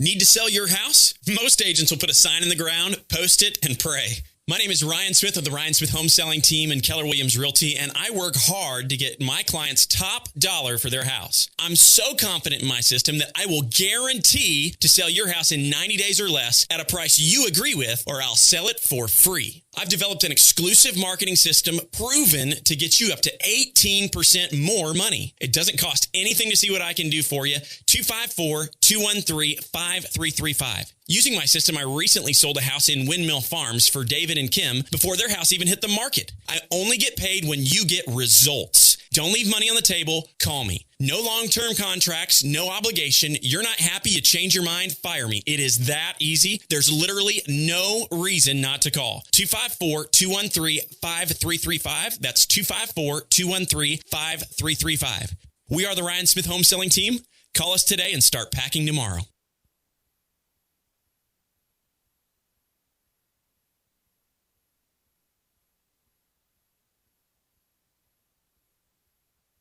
You wouldn't steal from a department store, would you? Shoplifting doesn't only hurt the store owners, it puts every employee's job in jeopardy. And if everyone shoplifted, it would weaken local economies to the point of unsustainability. The same principle applies to Social Security fraud. People who receive more benefits than they should or illegally get benefits by lying to Social Security aren't just making the system insecure, they're literally stealing from honest taxpayers. Anyone can report fraud anonymously. You can learn more about Social Security's relentless anti-fraud efforts at www.socialsecurity.gov/anti-fraud-facts. We aggressively investigate and pursue prosecution of those who try to cheat and steal from the system.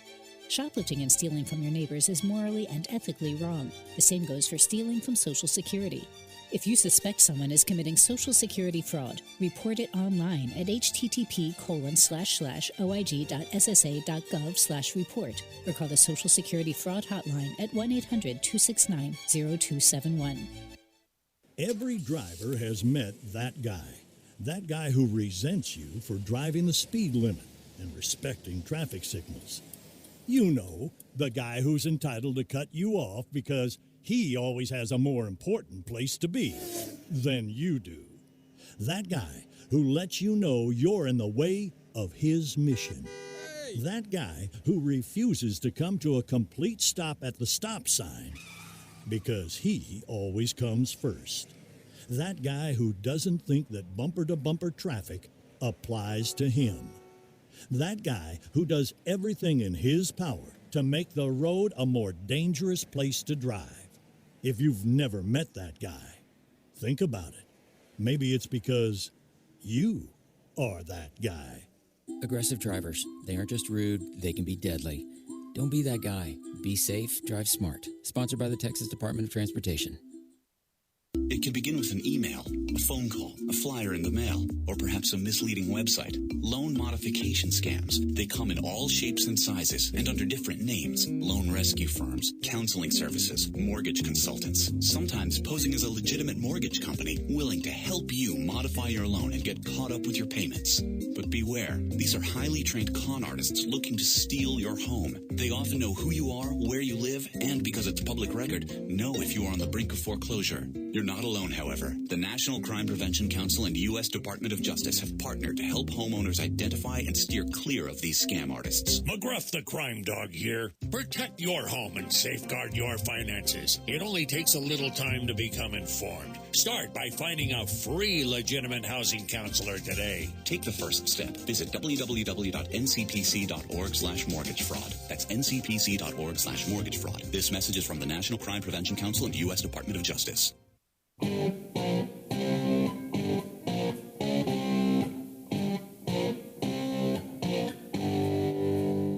Welcome back, everybody, to Logic Nation. I can't stand it when I have to lower the music.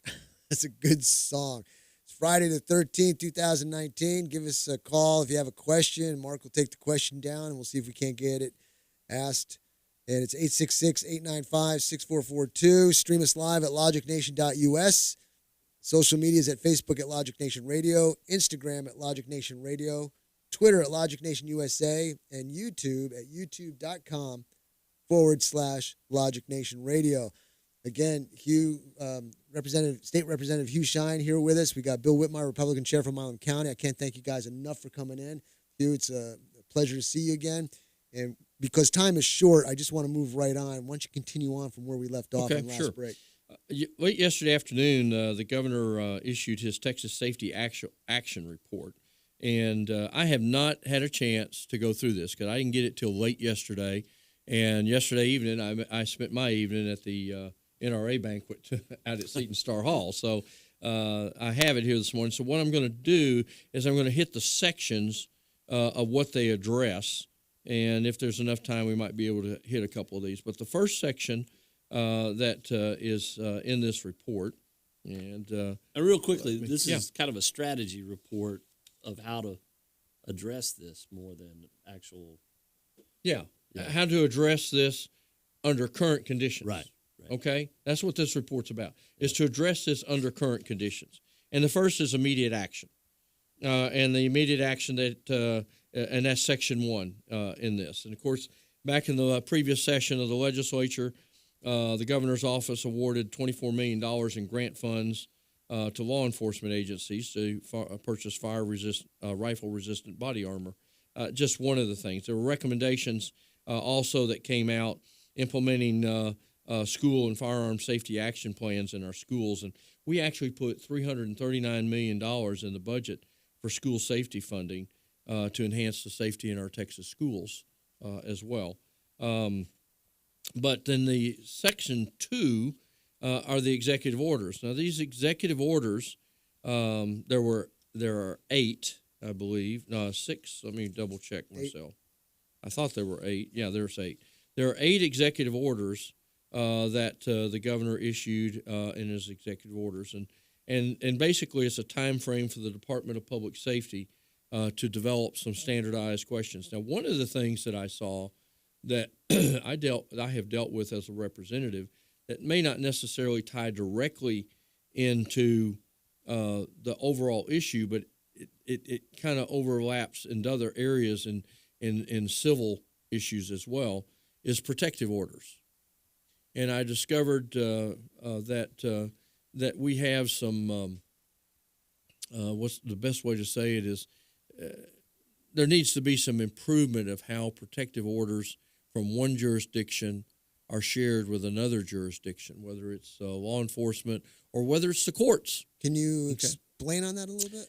Yeah, if a protective order is issued in a jurisdiction that is outside Bell County, but the protective order is issued either on behalf of someone or to protect them from someone else, and those individuals change residence into another area, the new area where they may be living may not see that protective order. Gotcha. Okay. Okay. Does that help clarify that? Clarifies it. Sure. So I ran into that, and we had a situation here in Bell County, which I'm sure you've had in other counties as well, but got my attention, and that is something that the governor does address in the executive orders. And what I discovered is that in many cases, these jurisdictions either do not have the avenue to get this information to other jurisdictions. But again, I mean, Matt, yourself, if you decided you didn't want to live in Milam County anymore and you wanted to move to Lee County or Somerville County or whatever, your driver's license would probably get changed, a few things like that.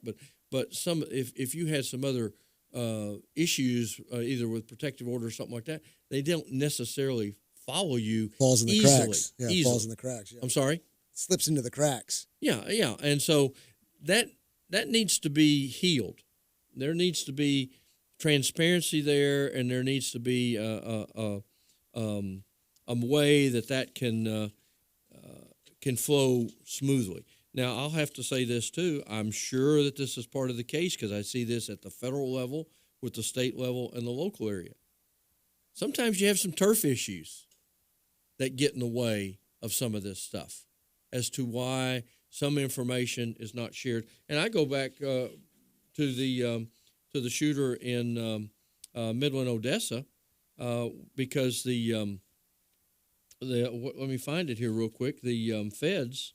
They were saying something between the sheriff and the police department. Yeah. The feds had some had an opportunity, I think, and somehow or another that data. Federal law stipulates a limited number of reasons why someone would be prohibited. Okay, then and that comes in, of course, as someone's convicted of a crime punishable by more than a year, has a substance abuse addiction, dishonorably discharged from the military, convicted of domestic violence, or was the subject of a restraining order, or they have been involuntarily committed for mental health issue. That's one of the issues. Well, here we go in the first couple of paragraphs in the history of this particular individual. He is in a psychiatric facility.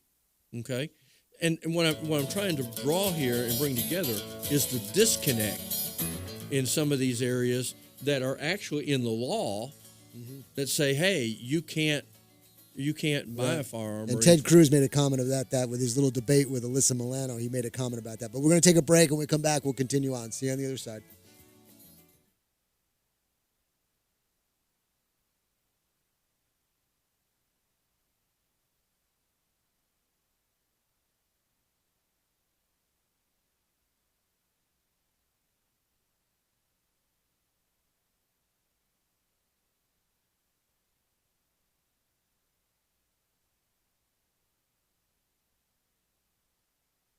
within 150 miles.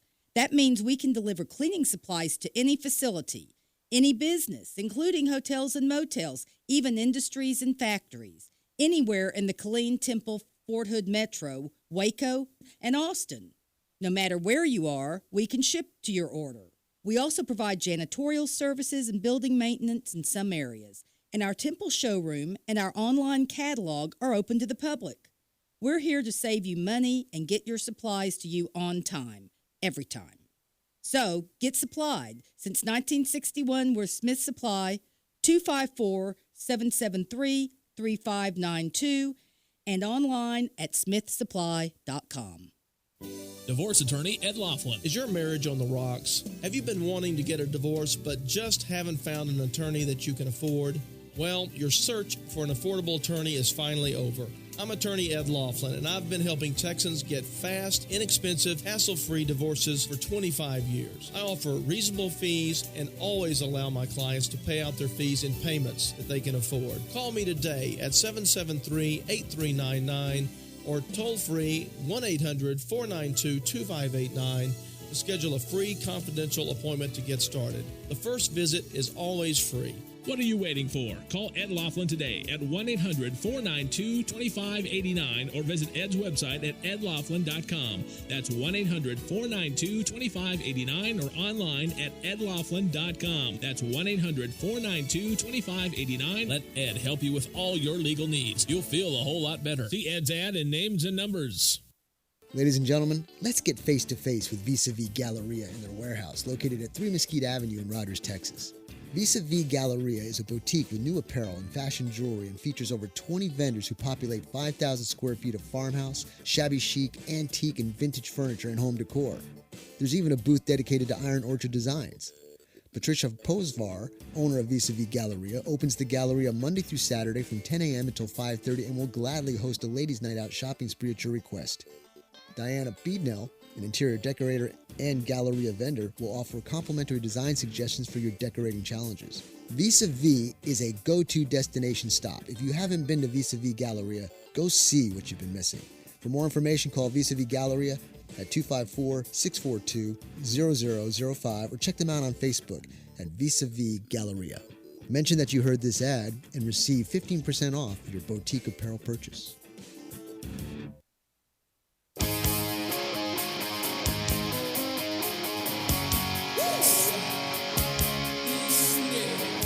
Welcome back, everybody, to Logic Nation, September 13th, 2019.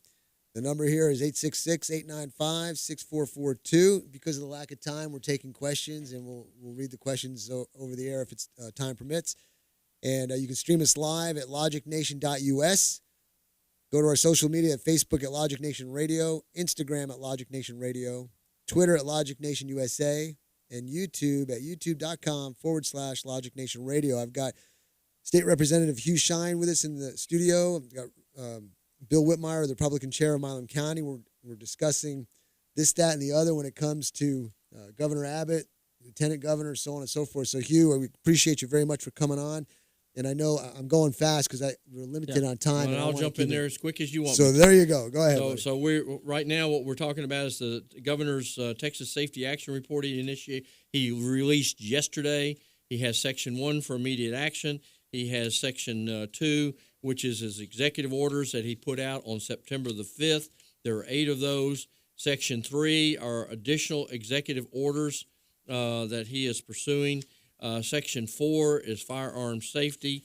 Section 5, get here to it, are additional strategies in working with the Texas Education Agency to improve parental engagement in the schools and to update the State Board of Education to emphasize student mental health issues. And by the way, this past session of the legislature, we addressed school safety and really dug into some of the issues that we consider very, very important. And, there is not any problem out there that we cannot at least attempt to resolve if we have the money to do it with. It's always about money, isn't it? And that is always a point to make as well. So we've got the lieutenant governor and you've got the speaker who have appointed select committees. They just started meeting. So there's no reports. There's nothing else there. But right now, I think what everyone is trying to do from the governor's standpoint is look at how to make what is already on the books more effective. Hey, Hugh, action speaks louder than words. So when are we going to see any action? Well, I think you're seeing the action right now from what the governor is doing based on what he can do at the moment. The legislature's not in session, so you can't have any legislative action. Yes, the governor can call a special session, but right now I think he's choosing to try to gather information. It's kind of like what I said in the opening, is we need to first have an open and honest discussion about all the facts and figures that I laid out at the beginning of the program. And I don't even think that's been uncovered completely. You just said something that I was kind of going to say in a different way, but you said it in your way. And that was, everybody's concerned about firearms being restricted and taken away. And you just made a comment about how, because there are so many rules and regs, we need to make sure those that are already in place are maximized to their effectiveness to maybe actually get something done, as compared to, oh, what did we do last time? We forgot. Let's just make another one, and it piles on. Because you were giving us a scenario about how, there's so many ways you could break a rule or not adhere to a rule because we don't even know what they are. Well, exactly, Matt. And I'll give this analogy that I shared with you on the break. When I was still in the military, I was a pilot, and we had a mission that the commander said, you will do this mission. The weather was terrible, absolutely terrible. And we took off to support the mission like we were ordered to do. And I think we ended up punching in IFR, and those understand pilot terminology and instrument, in about 300 feet. And the warrant officer that was flying with me looked over at me. He said, "Captain," he said, "I wonder what regulation we just broke."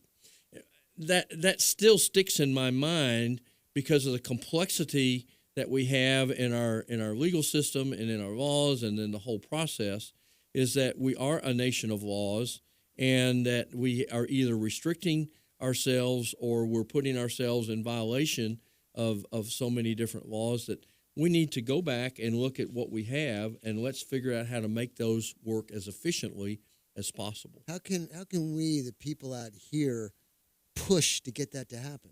Well, I think doing what you're doing. I mean, having an open and honest discussion and having the debate. And I would hope that at this juncture, with the leadership that the governor is apparently trying to pursue out there, is to create that open and honest debate. I know that I have already spoken with the chairman of the House Select Committee, and he and I had a discussion about this being an open and honest debate, and I think he's committed to that. He's a very strong Second Amendment individual as well.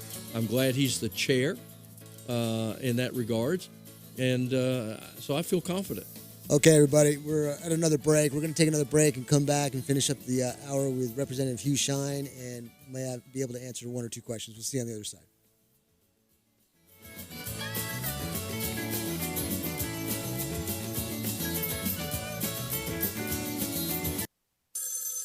Ranger Station, Ranger speaking. Hi. I'd like to report a bear hug. Okay. Well, before I left my campsite, I was putting out my fire, and out of nowhere, Smokey Bear showed up and hugged me? So you drowned the fire, you stirred it, drowned it again, and felt that it was cold? Uh-huh. Oh, yeah. He likes it when people correctly put out their campfires. He's pretty big on wildfire prevention. He's just letting you know you did good with a hug. He's a hugger.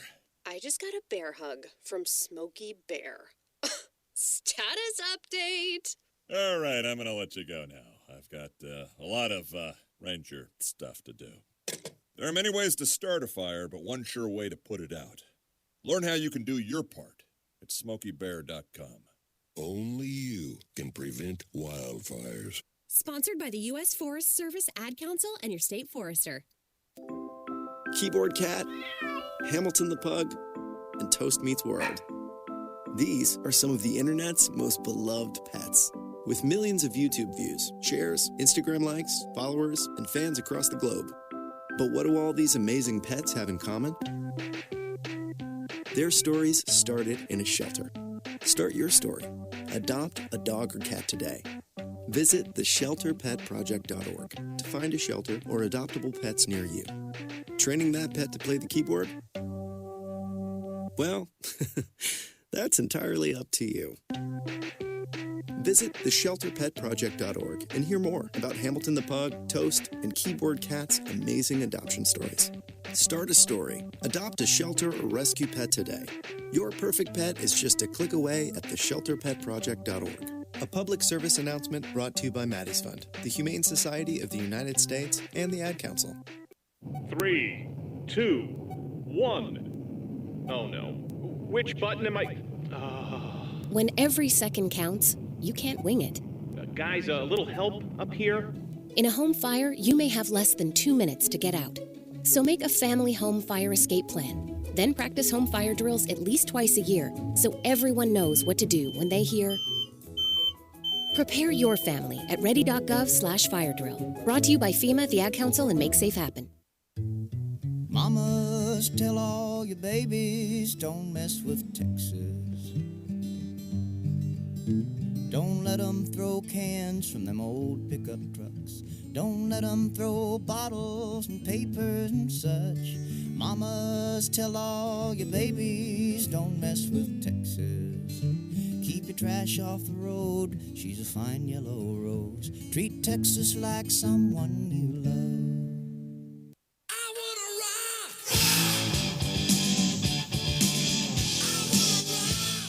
Welcome back, everybody, to Logic Nation. September 13th, 2019, full moon, Friday the 13th. We're having a great conversation in here with State Representative Hugh Shine. We've got Bill Whitmire, Republican Chair of Milam County, Luann Anderson, myself, Mark's in here. We're having a great discussion. Had some great called-in questions. Ladies and gentlemen, I'll be honest with you, the questions are in-depth. It takes too much. It takes longer than we have available. So we're going to continue on. Hugh, let's continue on with the things that we have got accomplished. And tell everybody what you got. Okay. What you got let there. me just kind of give you a real quick recap of the 86th legislature, which was all very positive on the Second Amendment. I realize there are things that didn't get done, but let's talk about the things that do get done, okay? And there are always reasons why something did happen or didn't happen. Bottom line, House Bill 121, I was co-sponsor on that bill. Basically, if someone unknowingly enters an establishment and they don't see the 30-6 or the 30-7 sign, and they're asked to promptly leave, and they leave, they're not prosecuted. Very simple thing, okay? But it needed to happen, okay? Number two, in future lease agreements, people who have their firearms, the right to possess their lawfully owned firearm and ammunition in those units and being able to transport between their personal vehicle and where they live in that apartment complex or whatever that's there. Co-sponsored that as well. And co-sponsored the 1143, and that prevents school districts from effectively prohibiting the possession of firearms in a private motor vehicle, as long as they're stored and locked in the vehicle, including employees. Okay. Then there's the of carrying a handgun without a license when you're in a disaster declared area by the governor, and you're taking your firearms out of your flooded house. You would think that's common sense, you just be able to do that anyway. And so you're not charged with a crime for carrying the firearm. Okay. Then the lawful exclusion law to prohibit cities and counties and state agencies from using a restrict license to carry in government buildings. Okay. Then allowing foster parents on how to store their firearms in a safe and secure manner. Then curb the abilities of municipalities to abuse their zoning authority and circumvent state law on restricting the transfer of firearms and ammunition. Churches, synagogues, other places of worship no longer are prohibited. I could never understand that, Hugh. In Penal Code 4603, they had those listed way at the beginning. Yeah. And so to make it more clear, cough, cough, they put 46035, which totally mudded up the water. So I'm so glad they did that. And then the bill for property owner associations prohibit them from restricting persons who, to lawfully possess or transport their firearm in HOAs. And then last but not least, provide civil liability protection to business establishments which choose not to post 30-6 or 30-7 and less vulnerable to frivolous lawsuits as well. Some very positive things that came out, okay? And there were 10 pieces. I was the co-author, co-sponsor on 3 of those 10 and passed them all. What's really interesting is when you look at the vote. That's what I was going to say. The votes. The votes, 119 to 25, 101 to 44, 97 to 37, 91 to 52, 75 to 49, 104 to 37, 86 to 53, 106 to 38, 88 to 51. It's pretty much along party lines. And I say that because I know that there's a concern out there. I just got a call earlier this week that some people think that, Republicans are not standing for the Second Amendment and this and that. That's not necessarily true. I think the Republican colleagues that I know in the House of Representatives, with maybe 1 or 2 exceptions, may at the most, may have some differences in what we should or shouldn't do or what we could have done and those kind of things. But the vast majority of your Republican members in the House of Representatives in Texas are all pro-Second Amendment, and they are sensitive to what's been going on, and they certainly want us to try to address those issues that are currently on the books and the laws so that moms don't have to be as anxious as they are about their kids or their grandkids that are at schools or that go to the theater or go to the malls or any of those kind of things, that have somebody who, because of mental issues or whatever else, is there and could possibly kill their child. And I understand that, and I sympathize with that, and I'm concerned about that, and I want us to try to close the gap to make sure those kind of things don't happen. Being who I am, there's a definite alternative way of preventing these problems, and that is if everybody's armed, who's legally able to be armed and trained, and you can minimize the challenges that we have and eliminate the need for half of these laws because we take care of it right then and there. But that's me speaking. So, Hugh, I can't thank you enough for coming on. I know your schedule is extremely busy, and you took the time out to come and talk to us, and I appreciate it very much, and hopefully we can get you back on in the future. Thank you all very much. Y'all have a great day. God bless you.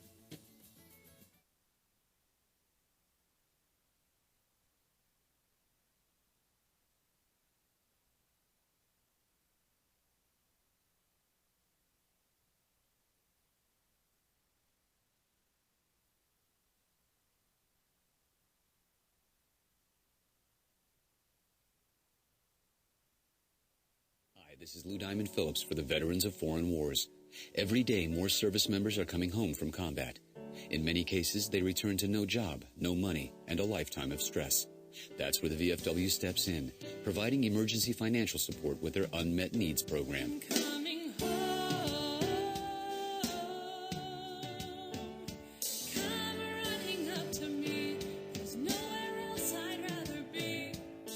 For over 100 years, no one has done more for veterans than the VFW. Please help us help them by texting the word HERO to 90999 for a $10 donation. That's HERO to 90999.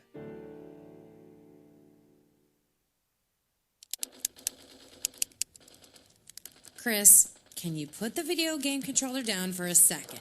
I can talk and play. Oh, I'm totally annihilating this punk kid in Nebraska. I just feel like you're not acting like a grown-up in our relationship. Am too. Well, you still ride your skateboard to work, there's the comic book collection, the race car bed. Look, I'm young at heart, but I put money into my 401k every paycheck. I picked up a few savings tips at feedthepig.org. I have control over my financial life now, and that feels pretty grown up.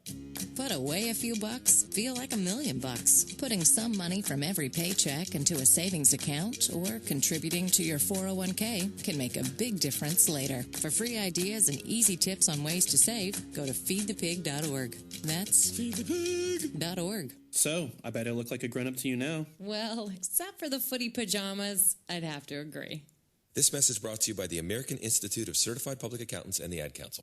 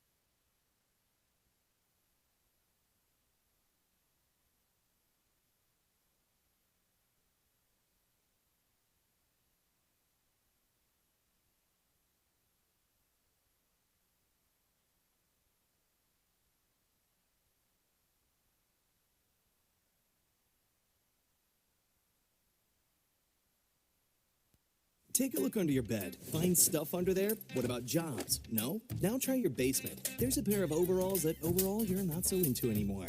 A perfectly good laptop that hasn't sat in your lap in months. And even more stuff, but still no jobs? Well, you really have both. See, stuff is defined as household articles considered as a group.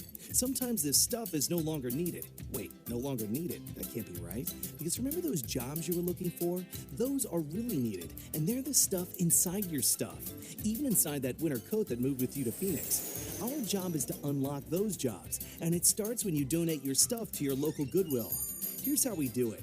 When you donate to Goodwill, we sell your stuff to provide job training for people right here in your community. So just by teaming up with Goodwill, you help create jobs. And isn't that worth parting with the leftover keytar from your 80s cover band? Goodwill. Donate stuff, create jobs. Find your nearest donation center at goodwill.org. A message from Goodwill and the Ad Council.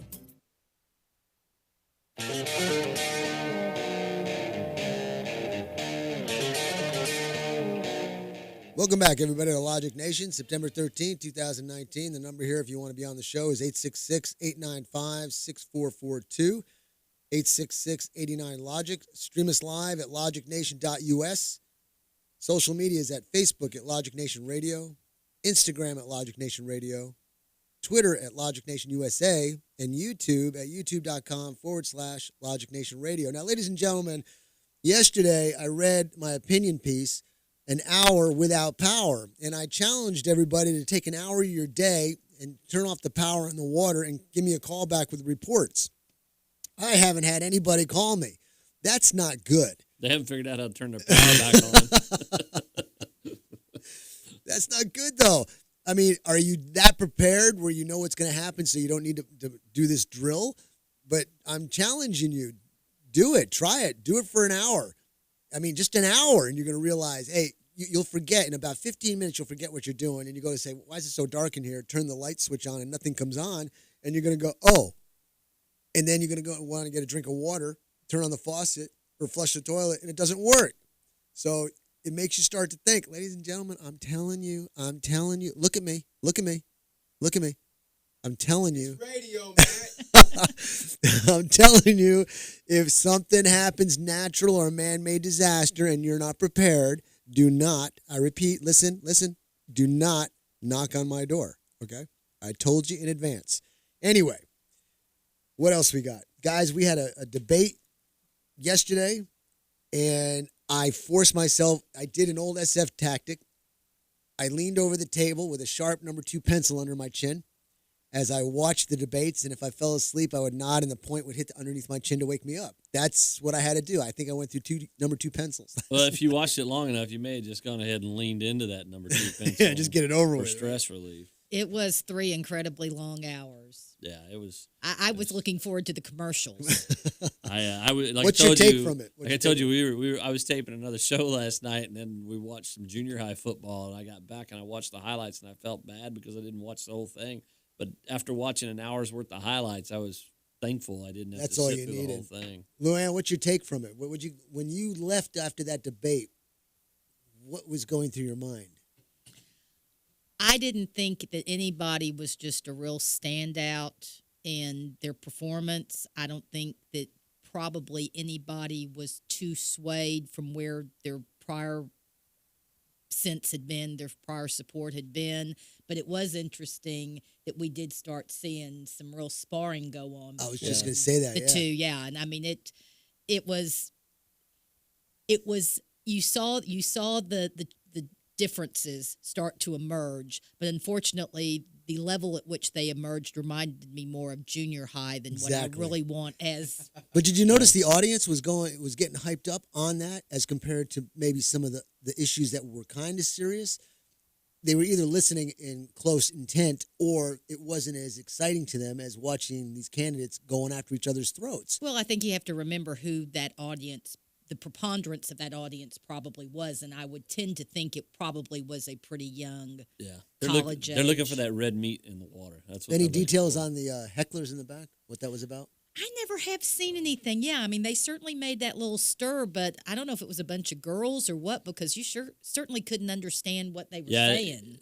I saw a thing on it last night, and they were still struggling to figure out exactly what. Well, obviously, what it wasn't favorable to the Democrats. No. It was something opposing them, obviously. I think it had more to do with Biden on top of that than all the Democrats as a whole. It was a little aimed towards Biden. But, yeah, I agree. I think last night was a status quo kind of debate. You had a couple of candidates, Beto and Castro, who are outside fringe candidates in that top 10, and they kind of said some outlandish things and did some outlandish things to try to reestablish themselves and their name, get some name recognition. Like we talked about a little earlier, I think it might have been off there. I think Klobuchar and Buttigieg were the only two that really kind of looked professional. And talked in a professional tone. And talked in a professional tone and actually said anything of any substance. And even then, it was pretty restrained. It wasn't that far out there. You could tell the younger candidates were trying to make a statement that they're young and that Biden, Bernie, and Warren, who are the three leaders in the pack right now, are old. Let's go on that point. I'm looking at that number 2 pencil again. You can get a number 2 pencil so sharp that when you go to write with it, it breaks. Yeah. And I use that analogy to say a lot of people are so focused in on that particular person on a particular topic. If you were to come back off of that and say, how is that person going to run a country with all the aspects that go to running a country? Defense, talking to world leaders, war, attack, economy, all these different facets. And you look at them and they're so focused on maybe 1 or 2 points. And I say, is that all you got? What about everything else? It scares the hell out of me. Well, that's where I think that we have seen such a strength with President Trump, is that with his business background, in business, you don't get to operate in a vacuum. Yeah, you may have a product or a service that you sell, but there are a lot of moving components that have to come together. You can't be tunnel vision. Exactly. Yeah. And in politics, we're going to talk about gun control this week. Yeah. We're going to talk about right to life and abortion rights next week. And so, yeah, they stay real pigeonholed, and that's where he's been successful, and that's where we're seeing with these people that they don't seem to have that same attribute. You bring that up, and I have a piece of paperwork that I give every candidate or anybody that wants to be a candidate from the county chairman's side, and I hand it to them. And I've given some that have run for state office too, and it's about 4 pages, and I tell them I don't want it. I want you to fill it out, and then I want you to look at it. Because so many people are single-issue candidates. They come at it from a single issue, especially county commissioners candidates, because they're looking at usually county roads, especially in rural counties. Yep. And they don't consider all the other things that have to go on with and you're exactly right. There's 4 or 5 of these candidates that are maybe have 1, 2, or 3 issues that they're basing their entire presidential campaign on, and they don't understand the entirety of the job. And let me say something real quick because I got a caller on the line. I want to get him before the next break. But when you have somebody looking at one issue and the people who are focused on that, the people who are focusing on the person with the one issue, that scares me too. It's like, open up your mind. You should be saying, yeah, that's important, but we need to look at other things too. Now, I got a call on the line. We got Butch on the line. Butch, stand by. I want to get you on the air here and see what you got to say, buddy. We appreciate your call. How you doing today, Butch? Hey, doing good, Matt. Hey, I watched some of that debate. It was pretty sickening to me, but they several times they talked about how they would open up the borders, let all these people just give them an invitation to come to the United States, and we're going to give you free health care. We're going to give you $1,000 a month. And then, they talked about the Green Deal, and that's basically taking jobs away from a lot of people, And, but not one ever talked about how they're going to create new jobs. That's a good point. Not one. I mean, not one. You got a good point there. And Trump is trying to bring companies back into the country and making the economy great, where people want to open up more businesses, tax breaks, and the whole works. You know, Butch, I wrote this down as I was listening to it, and everything that I've heard the Democrats talk about, it's an amazing array of things. But the one thing they don't talk about is the economy, and the biggest reason is they can't talk about the economy right now because we have the best, most robust economy that we've ever had in this country. Well, at least we've had in the last half century. Our unemployment's lower than it's been in 51 years, and minority unemployment's the lowest it's ever been in this country. I made a Butch, I can't thank you enough for calling. If you want to stay over for the next break. Okay, man, y'all take over. All right, buddy. We'll take care. Take care. We'll see you on the other side. And ladies and gentlemen, when we come back, we'll continue on with the debate.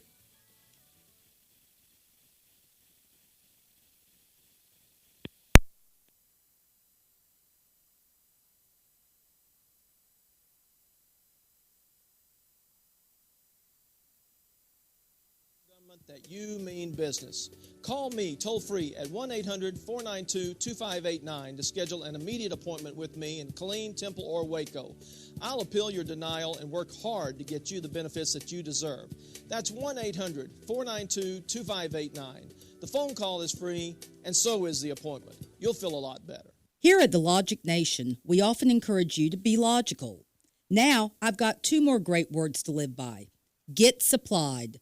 With Studio L as a center point, Smith Supply will provide you with everything to clean anything and deliver it on time within 150 miles.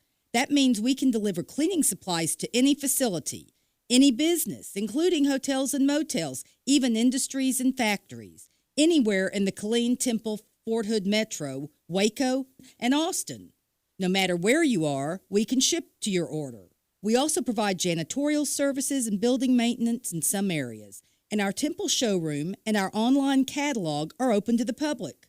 We're here to save you money and get your supplies to you on time, every time. So, get supplied. Since 1961, we're Smith Supply, 254-773-3592, and online at smithsupply.com. Get the respect you deserve with the experienced, tough, trustworthy attorneys at Capolino, Dodd, Krebs, and Cameron. These attorneys get serious results for folks and their families who are unfortunately involved in a serious accident or wrongful death. Check out their qualifications at respectforyou.com, and you'll want to call them today at 254-697-4965. That's 254-697-4965. Take a look under your bed. Find stuff under there? What about jobs? No? Now try your basement. There's a pair of overalls that overall you're not so into anymore. A perfectly good laptop that hasn't sat in your lap in months. And even more stuff, but still no jobs? Well, you really have both. See, stuff is defined as household articles considered as a group.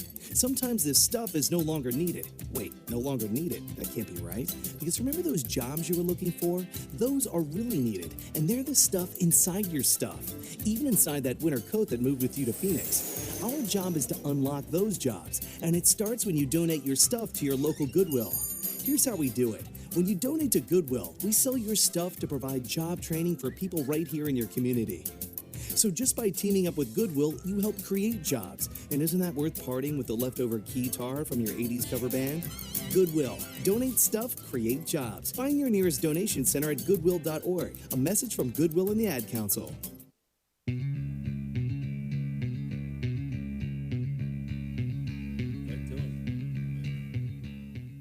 Welcome back, everybody, to Logic Nation, September 13th, 2019, Friday the 13th, full moon. Ooh, what's going to happen, Bill? I know we've been talking about this, all sorts of crazy busy stuff. at the, hey, if you're an ER staffer, my heart Get goes ready, out that's to you right. tonight. You're Get gonna be ready. busy. I'm here with Bill Whitmire, Republican Chair of Milam County, Lou Ann Anderson. I got my good buddy Mark Boyer over there, myself, your host, Matt Betros, and we are here talking the Democratic debate last night, and it just doesn't go away. We're continuing on. Guys, continue on. I just want to put this start where we out. left off. I think if when you look at this debate, if you're a Democrat, this was red meat for Democrats. They probably enjoyed it. If you're a Republican, you just kind of sat there shaking your head because they really didn't talk of anything substantial.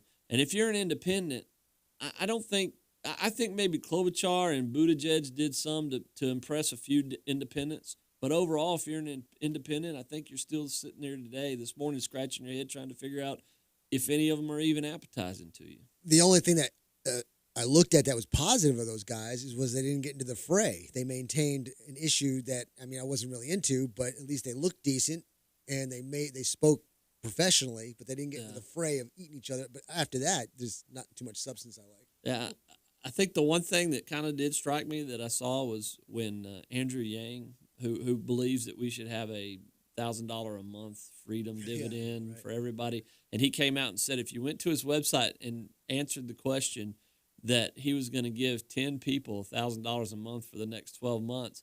And having been a county chairman for 10 years, my ethics buzzer just went whoop, whoop, whoop. I'm like, man, how did he not just step across federal election guidelines right there?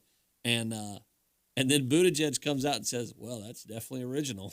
What do I got to lose? Well, and he needs to go. He needs to go take a look at Sweden, because Sweden, as a country, actually went through and did something of an experiment like that some years ago, and had a group of families that they were giving some similar type amount on a monthly basis, so that they could measure how it enhanced their lives.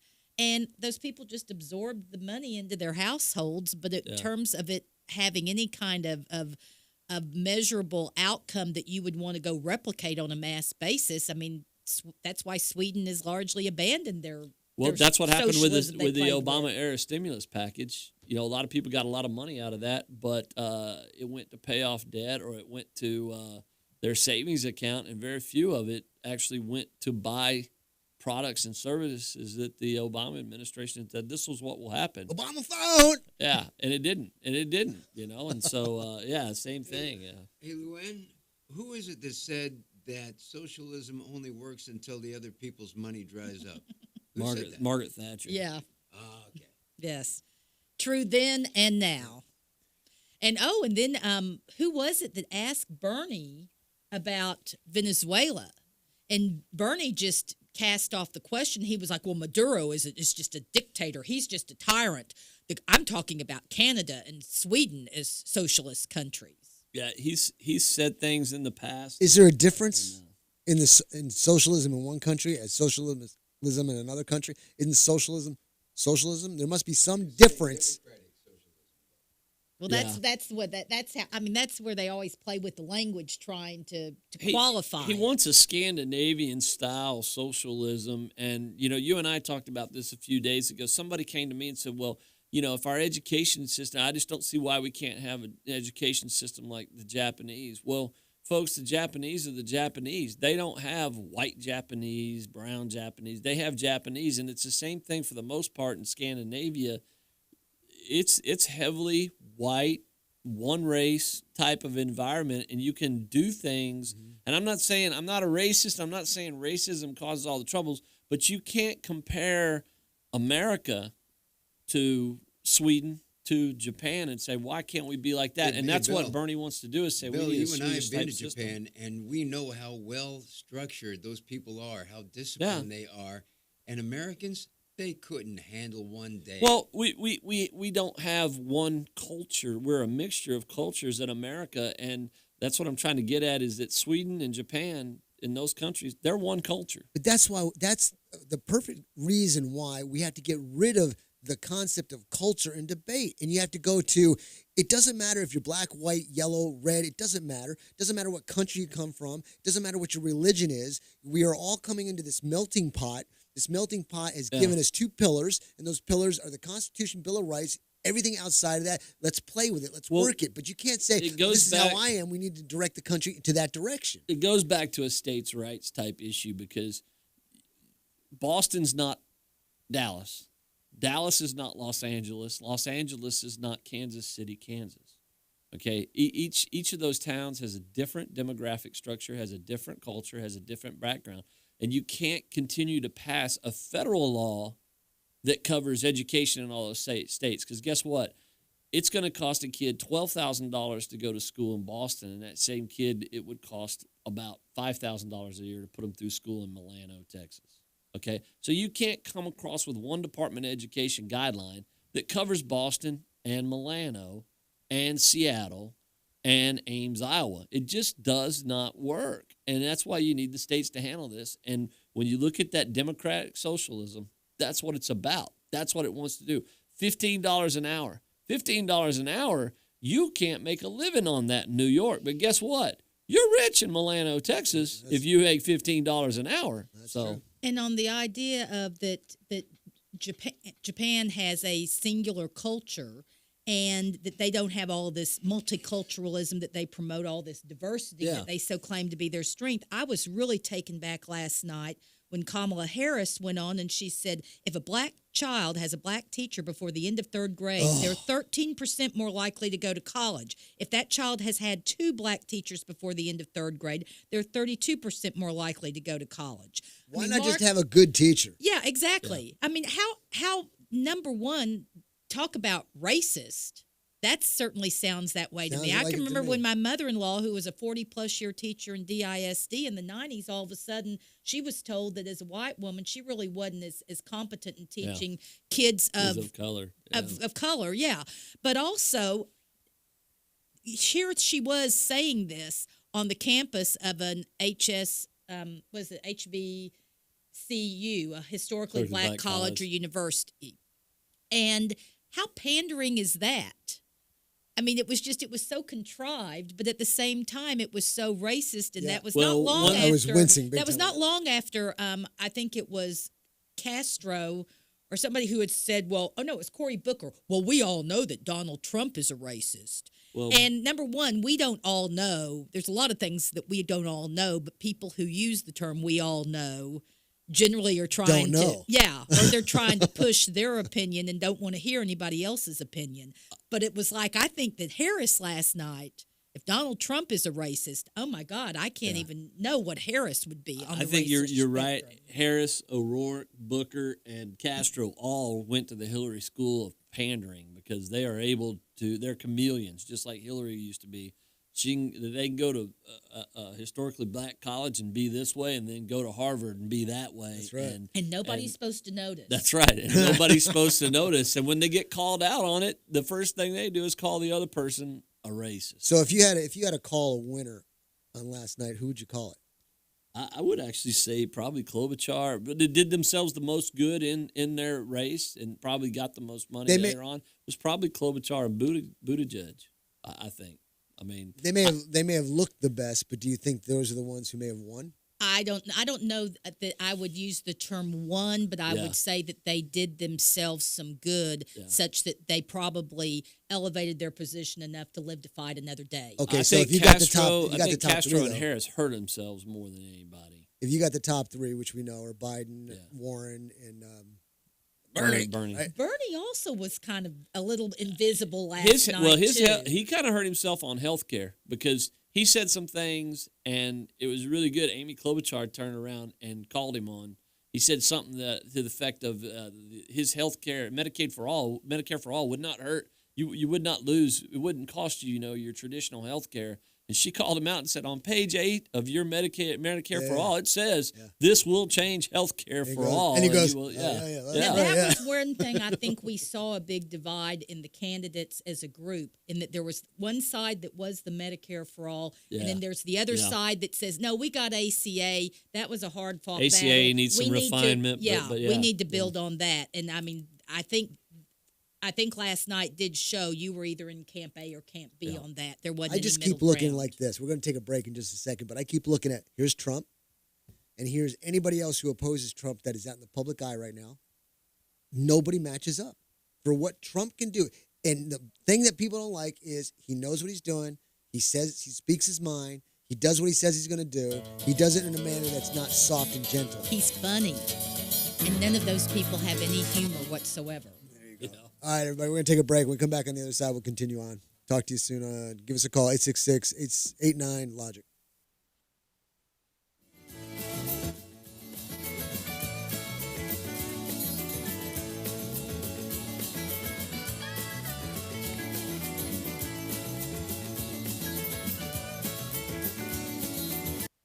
Divorce attorney Ed Laughlin. Is your marriage on the rocks? Have you been wanting to get a divorce but just haven't found an attorney that you can afford?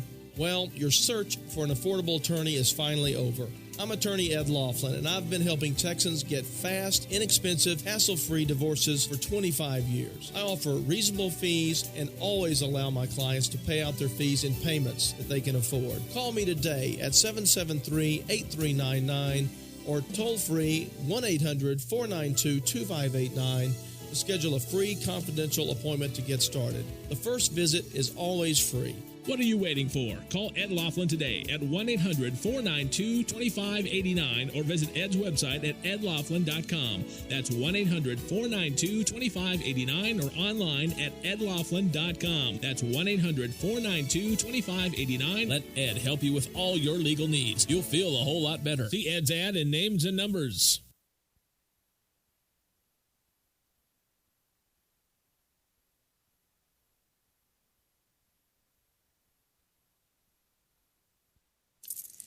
Okay, so Sarah, I'm dropping you off at Emily's? Yep. And Josh, you're going to? Soccer, Dad. Soccer practice. Right. Oh, by the way, I just wanted to let you know when I pick you both up, I'll be wearing my short shorts. What? No! Yep, and my dorky dad hat, and I'm going to do my dad dance for all your friends. They'll love it! Seriously? Why? Because I like my short shorts. Of course, I could be talked out of it if you guys would just buckle up your seatbelts without giving me a hard time. It's important to get your kids to buckle up for safety, no matter what it takes. And sometimes, all it takes is your parental powers of persuasion. Okay, we're buckling up. See, all buckled. Good choice. I'll just have to do my dad dance at dinner time. What? No! Do what you have to make sure your kids are wearing their seatbelts, even on short drives. Never give up until they buckle up. A message from the National Highway Traffic Safety Administration and the Ad Council. Visit safercar.gov/kidsbuckleup for more information. Welcome back to the Dog Show. Up next, we have Satchmo. Satchmo is a member of the Shelter Pet Group. That's right, a group known especially for their couch-snuggling, ball-chasing, face-licking, and, of course, companionship. Now, let's see him in action. Look how he makes eye contact with his person. That's actually known as the treat stare. How intuitive, and now he appears to be excitedly turning in circles. The happy dance are coming with this group. But really, the best way to know an amazing shelter pet like Satchmo is to meet one. Visit theshelterpetproject.org today. Adopt. Brought to you by Maddie's Fund, the Humane Society of the United States, and the Ad Council.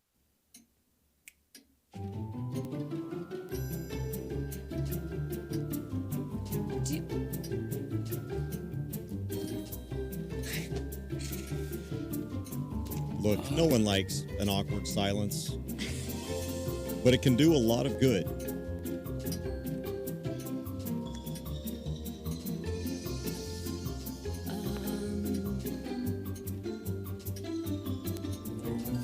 So seize the awkward. Listen, you're my friend. I noticed you haven't really been yourself recently. Yeah, I feel like something's up. How are you? Are you okay? Is there anything you want to talk about? I just want to know how you're feeling. And listen, even if you don't know what to say, I'm here to talk. No matter what you're going through, I just want you to know I'm here. I've got your back. When you want to talk, I'm here. Reach out to a friend who might be struggling with their mental health. It doesn't matter how you ask. For more information, visit seizetheawkward.org. Listen, as a hiring manager, I've got to tell you, the best job candidate isn't always the typical candidate. Sometimes they're a grad of life. Meet the grads of life. Young adults of unique determination and experience. An ideal fit for your company in an entry-level position, internship, or mentorship. They might not have every qualification you typically look for, but they're exactly who your company needs. Sometimes the best candidates aren't the ones you're used to. Go to gradsoflife.org to learn how to find, cultivate, and train this great pool of untapped talent. Brought to you by the Ad Council and gradsoflife.org.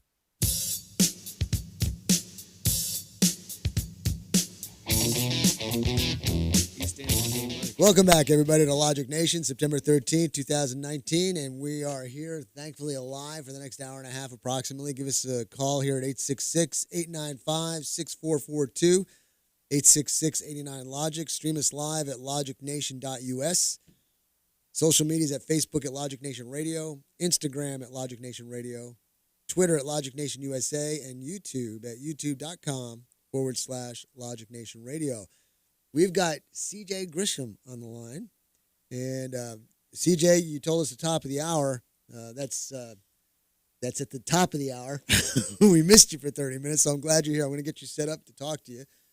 And CJ, can you hear me?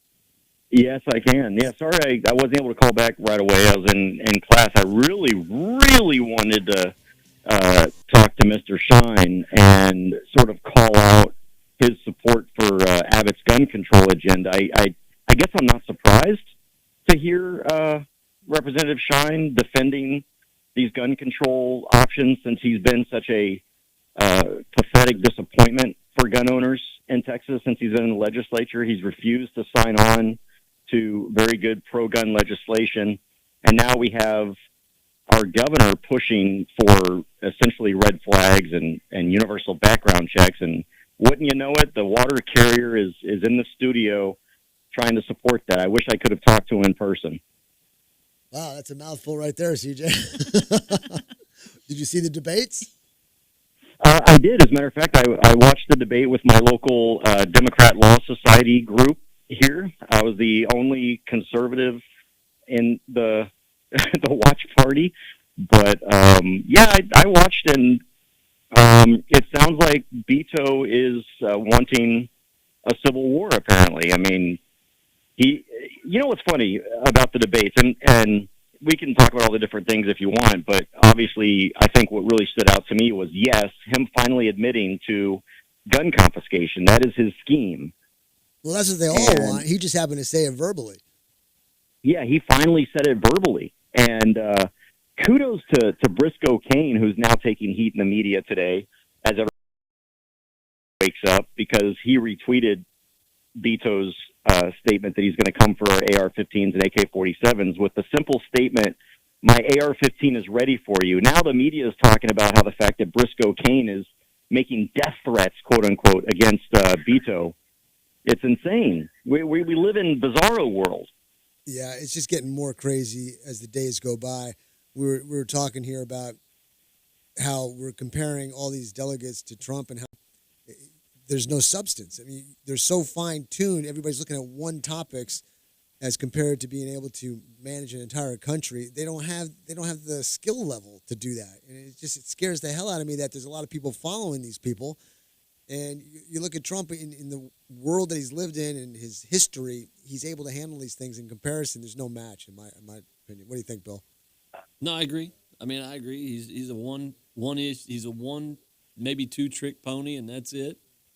And but that's what he's going to do is, this is where he's going to make his point. He's going to make his point that he's the candidate by attacking guns. I mean, no one's going to call him out. He got to El Paso as soon as he could after the shooting.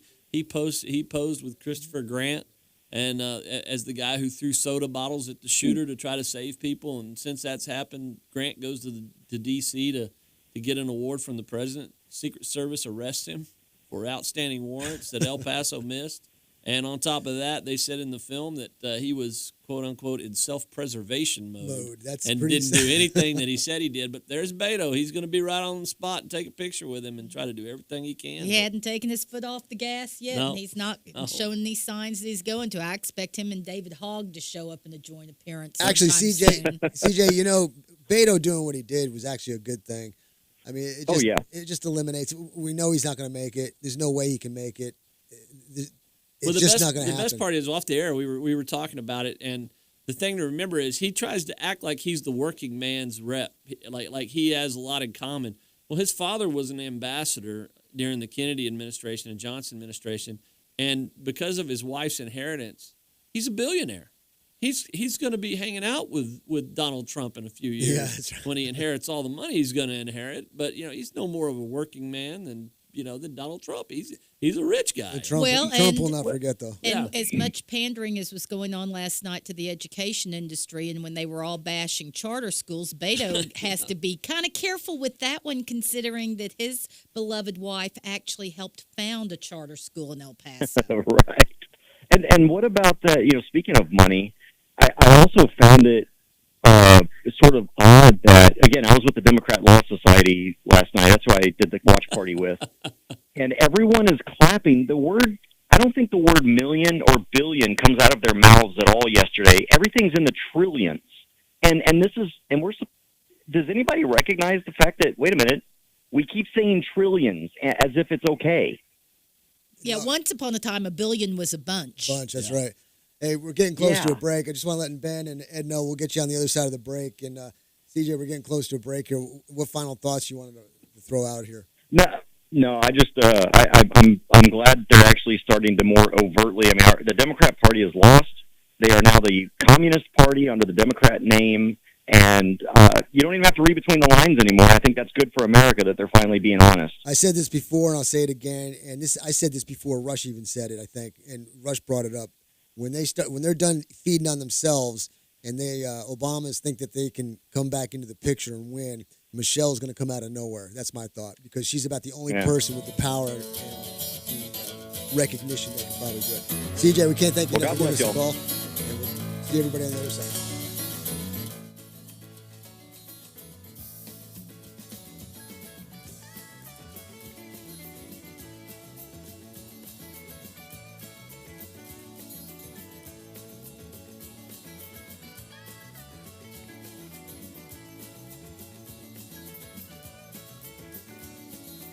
DWI and criminal defense attorney Ed Laughlin. Just because you or a loved one has been pulled over or arrested for DWI does not mean you're guilty of DWI. I'm attorney Ed Laughlin, and to be arrested and charged with DWI, the officer has to only have probable cause that you're intoxicated. It's only the officer's opinion. However, to be convicted of DWI, your guilt must be proven beyond a reasonable doubt, which is a much stricter burden. If you have been arrested for DWI or any other offense and want an attorney who will rigorously defend you, call me at 1-800-492-2589 or log on to my website at edlaughlin.com. Over the past 25 years as an attorney, I've been both a prosecutor and now a defense attorney. You need an experienced attorney who will work hard to get you the justice that you deserve. What are you waiting for? Call Ed now at 1-800-492-2589 to schedule a free confidential appointment or visit Ed's website at edlaughlin.com. First visit is always free. You're going to feel a whole lot better. See Ed's ad and names and numbers. Need to sell your house? Most agents will put a sign in the ground, post it, and pray. My name is Ryan Smith of the Ryan Smith Home Selling Team and Keller Williams Realty. My business is based on getting top dollar for my clients. I believe in that so much that I will put my money where my mouth is. I will sell your house in 90 days or less, guaranteed, or I'll sell it for free. I've developed an exclusive marketing system proven to get you up to 18% more money. If you want to know how I do it, I'll send you a copy of my marketing plan for free. 254-213-5335. Using my system, I recently sold a house for Brandon and Cassidy in Temple's Windham Hill subdivision at the top of the market. My system gets full price offers, multiple offers, and bidding wars. That means you make the most money. Don't take chances with your equity. No obligation, no commitments. You're not happy? I'll let you out of the program. There's literally no reason not to call. 254-213-5335. That's 254-213-5335. We are the Ryan Smith Home Selling Team. Call us today and start packing tomorrow. Arch Coons, the owner of A&C Firearms in Heidenhammer, Texas, is an avid gun enthusiast and enjoys helping all of his customers to find the gun that's perfect for them. With a large selection of pistols, rifles, and shotguns, finding the right gun becomes easy. Go to A&C Firearms, located at 5819 U.S. Highway 190 in Heidenhammer, or call them 254-983-4417. Pistols, rifles, shotguns, ammo, knives, and a whole lot more. A&C Firearms, 254-983-4417. Get the respect you deserve with the experienced, tough, trustworthy attorneys at Capolino, Dodd, Krebs, and Cameron. These attorneys got serious results for folks and their families who are unfortunately involved in a serious accident or wrongful death. Check out their qualifications at respectforyou.com, and you'll want to call them today at 254-697-4965. That's 254-697-4965.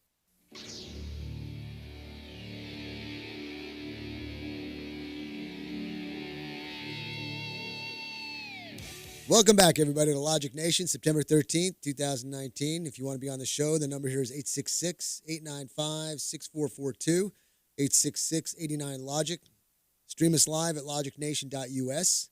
Definitely go to social media at Facebook at Logic Nation Radio, Instagram at Logic Nation Radio, Twitter at Logic Nation USA, and YouTube at youtube.com/Logic Nation Radio. And we appreciate all the calls that are coming in. And speaking of calls, we got Super Ed on the line. Ed, why don't you get yourself ready, and I'll get you on the air here and see how you're doing. Ed, can you hear me? I can hear you loud and clear, Matt. And listen, I wish I'd been there today. A big Friday the 13th for Logic Nation. I hated to miss it, but I had to defend the legal rights and freedom of a client over at Fort Hood. Just couldn't be away from that. But listen, big day for you, man. We got the state representative coming in. We got a senator. You just talked to a senator, your first senator, on the telephone just a couple of minutes ago. And congratulations to CJ on his big win up there in law school. And I was just calling about the debate. If you want to call it that, I watched about 20 minutes of it and just was fed up and disgusted with the whole thing. I cannot believe we've got 49 to 50% of Americans that believe anywhere remotely close to the way those bozos on the stage believe. Amen to that. It's unreal. It's unreal. So anyway, you guys are doing a great job. I heard Luann on there a while ago, and of course we got the illustrious chairperson for the Republican Party in Milam County. Forgot about him. So man, you got it going on today.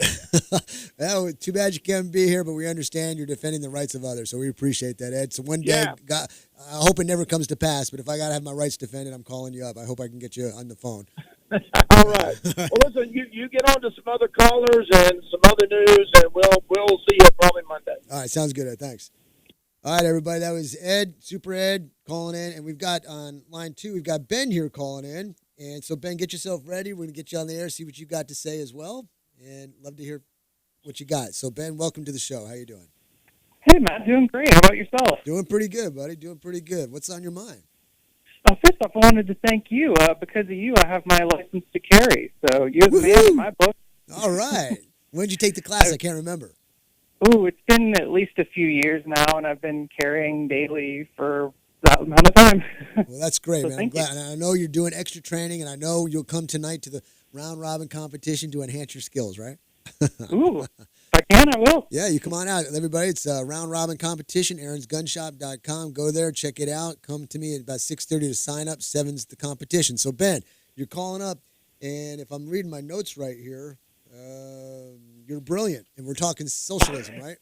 I don't know about all that, but yeah, two things I wanted to. You guys are making some excellent points about the Democrats earlier and how they're wanting this socialism light. That Venezuela's not socialism; it's a dictator. But that's really not true. What they're advocating for doesn't exist. You either have socialism or you don't. These countries that they keep citing, Canada, Britain, Scandinavian, they're not actually socialists. See, that's what I was asking, because down there it's so bad, but you got countries like Canada who are at least functioning properly. There's got to be a difference. So what's the difference? There is a difference because A, they do not own the government does not own the means of production, which is the definition of socialism, and B, they're just heavily taxed entitlement states. So basically the Scandinavian people have kind of collectively decided that we're willing to pay really high taxes so that we can get really good benefits. That's totally different than Big Brother coming in and controlling entire industries like in Venezuela, where oil was private at one point. It was one of the richest countries in South America. Not that long ago. Exactly, yeah, not that long ago. And now it's one of the poorest. People are digging through trash cans to find food. So that's kind of the difference. And if you look at it, the Soviet Union was socialist / communist. It collapsed in its own weight. You're looking at the other ones. The people can't eat, people can't feed themselves. So one is by choice, like you said, willing to pay the higher taxes, realizing you're going to pay those higher taxes to get certain things, and you're okay with that, as compared to I don't have a choice. And you have to have capitalism to fuel that, because if you had some kind of command economy and you were trying to heavily tax, it would fall upon itself. So actually, to have those entitlement programs, you need a robust capitalist economy, which I can't remember which Scandinavian country. Prager, you've got a really good video on it. But basically their point is that it's actually easier to open up a business there than here. So they actually love the free market there. It's just they've decided that they're willing to pay 60% of their profit in taxes. And I can't recommend the book Socialism Sucks by Bob Lawson and Ben Powell highly enough to get an idea of how socialism impacts middle-class working people. Ben, great call. I expect to see you tonight to do competition. Enhance those skills, buddy. Everybody, we're going to take a break. When we come back, we'll continue on. Take care now.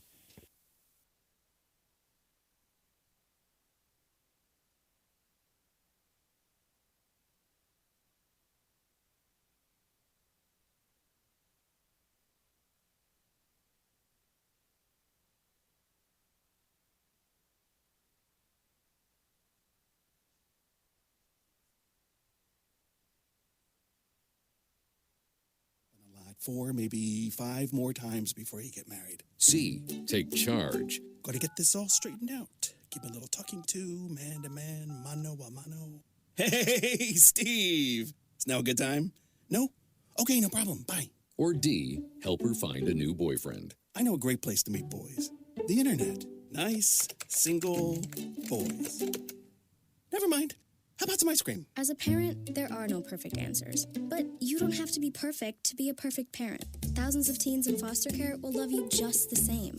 For more information on how you can adopt, visit adoptuskids.org. A public service announcement from the U.S. Department of Health and Human Services, Adopt U.S. Kids, and the Ad Council. As an 18-year-old, I let my mistakes kind of take over my life. I was 0.5 credits away from completing high school, and I didn't do it. 10 years later, at age 28, Jackie finished her high school diploma. When I found out that I was pregnant, I know that I had to do something for myself if I wanted to make her a better person and provide a better life for her. My family never stopped pushing for me to be better because they knew what I could become and who I could become as a person. My support team is amazing. The educational director, my sister, and even my 7-year-old daughter has just been more than the support that I could ask for. I've been given an opportunity, and I'm just thankful for it. No one gets a diploma alone. If you're thinking of finishing your high school diploma, you have help. Find free adult education classes near you at finishyourdiploma.org. That's finishyourdiploma.org. Brought to you by the Dollar General Literacy Foundation and the Ad Council. No word in the English language is less convincing than probably. Are you sure we should get matching tattoos on our first date? Sure. We'll probably stay together. Probably? It's been 23 minutes since I ate. I can probably swim. You should wait 30 minutes. Okay, now tell me what to do. Cannonball! Cramp! Oh, I have a cramp. I can probably hit the green from here. Probably. Can I get a mulligan? Ready to go? Hey, are you sure you're okay to drive? Yeah, I'm pretty sober. Yeah, I'm probably okay. Probably okay isn't okay, especially when it comes to drinking and driving. If you're drinking, call a cab, a car, or a friend. Buzzed driving is drunk driving. A message brought to you by NHTSA and the Ad Council.